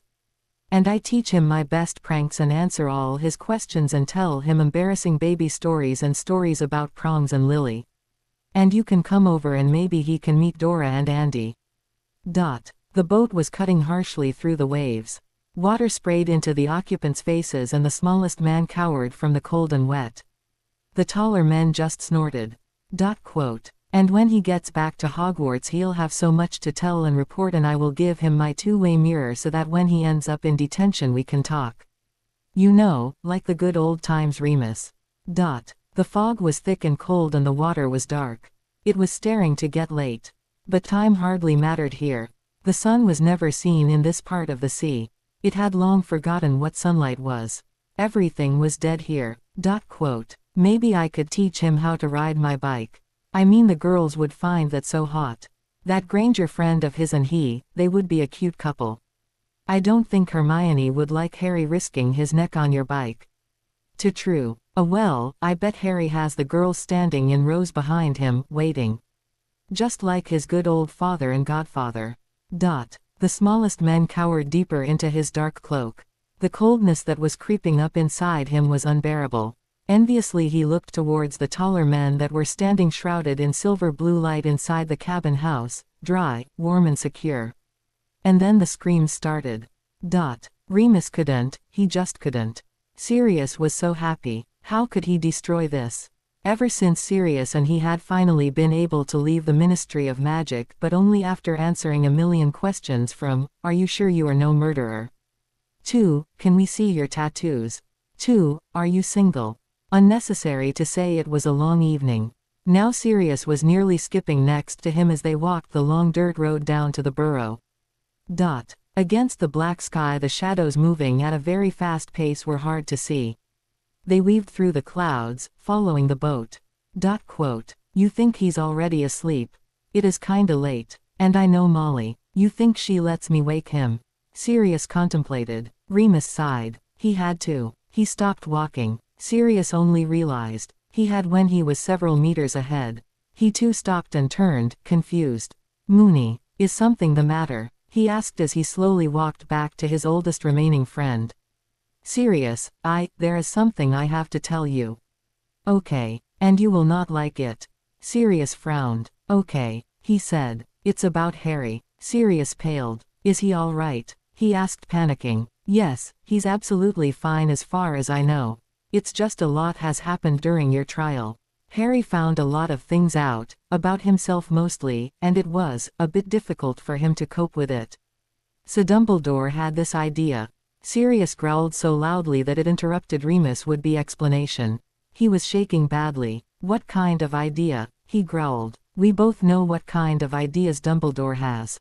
Remus nervously moved a hand through his thinning hair. You know Bill, right? Molly's and Arthur's oldest kid. Sirius nodded mutely. And you know he's a curse breaker for Gringotts. Sirius nodded again. Well, he's on a mission to Cambodia to investigate in something therein.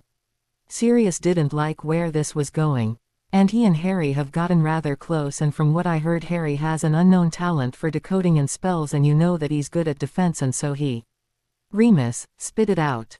Remus looked unhappily down. And so Dumbledore suggested for Harry to take his mind off things for a while by going with Bill. The taller man at the wheel frowned. The smallest man on the deck was cowering close to the railing. Not that he was able to jump and drown, but it was uncommon behavior. Above them thunder rumbled. Great, a storm is coming, his partner said with a scowl. The taller man nodded and stared at the sky. His neck was tingling. A warning. And with the next roll of thunder the sky broke apart. For a second Sirius just stared at him. What? Remus flinched. Harry's not here. He's not even in England. Hell, I don't even know if he's on the same half of the world as we are. Remus had expected a full-blown outrage tornado to go break down on him, but instead Sirius' eyes misted over. He doesn't want me, he whispered. Remus shook his head vehemently. No, Padfoot, you see this wrong. Merlin, this is all so complicated. Come on, Dumbledore gave me permission to tell you everything Harry told me.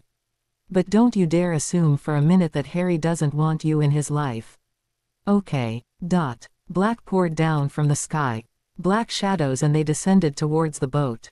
The men cursed, the engine roared, speeding up. If they made it over the perimeter, then their attackers would not be able to follow. But the tall man was a realistic person. As the others cursed and tried to get the ancient ship to move faster, he drew his wand and rushed out on deck where the prisoner, the smallest man, lay on deck. He was staring amazed at the incoming shadows, and a gleeful smile appeared on his face when he saw him approach. They're coming, he screeched. Told you I was important. The tall man cursed. The curse was already on his lips, ready to be fired, when an explosion caught him in the side and flung him across the deck. His vision blacked out for a moment and hot red pain ran through his body. He groaned, trying to get up. His sight cleared again. A man had landed on deck next to their prisoner. He was cloaked and had a hood over his head, but it had to be a man because he could see a bearded chin. He grabbed the smallest man harshly and pulled him to his feet. Come on, you rat. There's still work for you do. Our Lord needs us. He heard the man growl. He was in too much pain to register the words properly, but he knew what they meant. He got to his knees and shakily pointed his wand at the man. The man saw him and raised his wand too. No words got across his lips, and he had to watch helplessly as a green bolt of lightning drew closer and closer before it hit him and catapulted him across the deck once again. He was dead before he hit the ground. He didn't see the prisoner and men disappear. He didn't see how they killed his partners and friends, and he never felt the flames they set consume his body. He never saw the dark mark appear above the sea. Molly had cooked Sirius' favorite dinner to cheer him up and sell it his freedom. But it all tasted like cardboard to him. And over dinner Remus and Arthur and Molly tried to explain everything that happened as best possible. Sirius had to admit that once he knew the whole story it all made more sense. And he was horrified when Remus told them all what Harry had told him above himself. But we don't know that, do we? We don't know if he's a Horcrux, right? He asked with tears in his eyes. Remus shook his head. No, but it would certainly explain a lot. Harry's Parselmouth ability as well as his dreams and why Voldemort is always after him. They are connected. And it's only a matter of time until he notices too. Why didn't you tell me earlier? Sirius demanded hotly. Padfoot, your cell was bugged. And your letters were read. How you we tell you something confidential like this? Sirius leaned back in his chair, staring at his half-eaten plate. This is not fair, he whispered. Harry lost his parents, was made famous against his will, grew up with horrible relatives, which by the way I still intend on killing. Tell me if you need help. Remus muttered. Then he has to deal with Voldemort 2 times in a row, and now he finds out part of that monster's soul is probably inside him. I mean, how much more can we expect of the kid? This is going to break him, and I'm not there for him. Damn the Ministry for making my trial lasting so long. This could have been done in an instant, but no. Sirius was no positively pulling his hair. Harry would probably never have told me. He said miserably. What was I thinking? He doesn't know me. Why would he want to live with me or confide in me? Stupid, stupid, stupid. Oh Sirius, that is not true. Molly shouted horrified. Harry talked to me about it. He's afraid you don't want him. He told me that it was stupid to assume that you would have time for him once you had regained your freedom. He was afraid at first that you would put him back to the Dursleys. Or that you only saw James in him and not himself. Or that you wouldn't like him after a while. Sirius looked at her irritated. That's stupid, I would never do such things. He roared. Arthur sighed. We know. And we told him. And it took us a long time to get him to accept that. But I still think he has doubts. Besides Sirius, he is right. In the coming weeks you will be very busy. I will be. Sirius asked confused. Of course you idiot. You will have meetings with Gringotts concerning your vaults, you have to claim your position as head of House Black, you will have to socialize with others, sort out your house's affairs, attend to many dinners and parties no doubt. You will have to get that house you were walking about ready for you and Harry to move in, you will have to do a lot of things. Even if Harry was here, you would barely see him.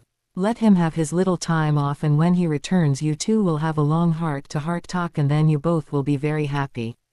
All right, Remus explained and leaned over the table, looking Sirius straight in the eyes. All right, he admitted silently. Only moments later the fireplace roared, and from the emerald green flames rose Albus Dumbledore himself.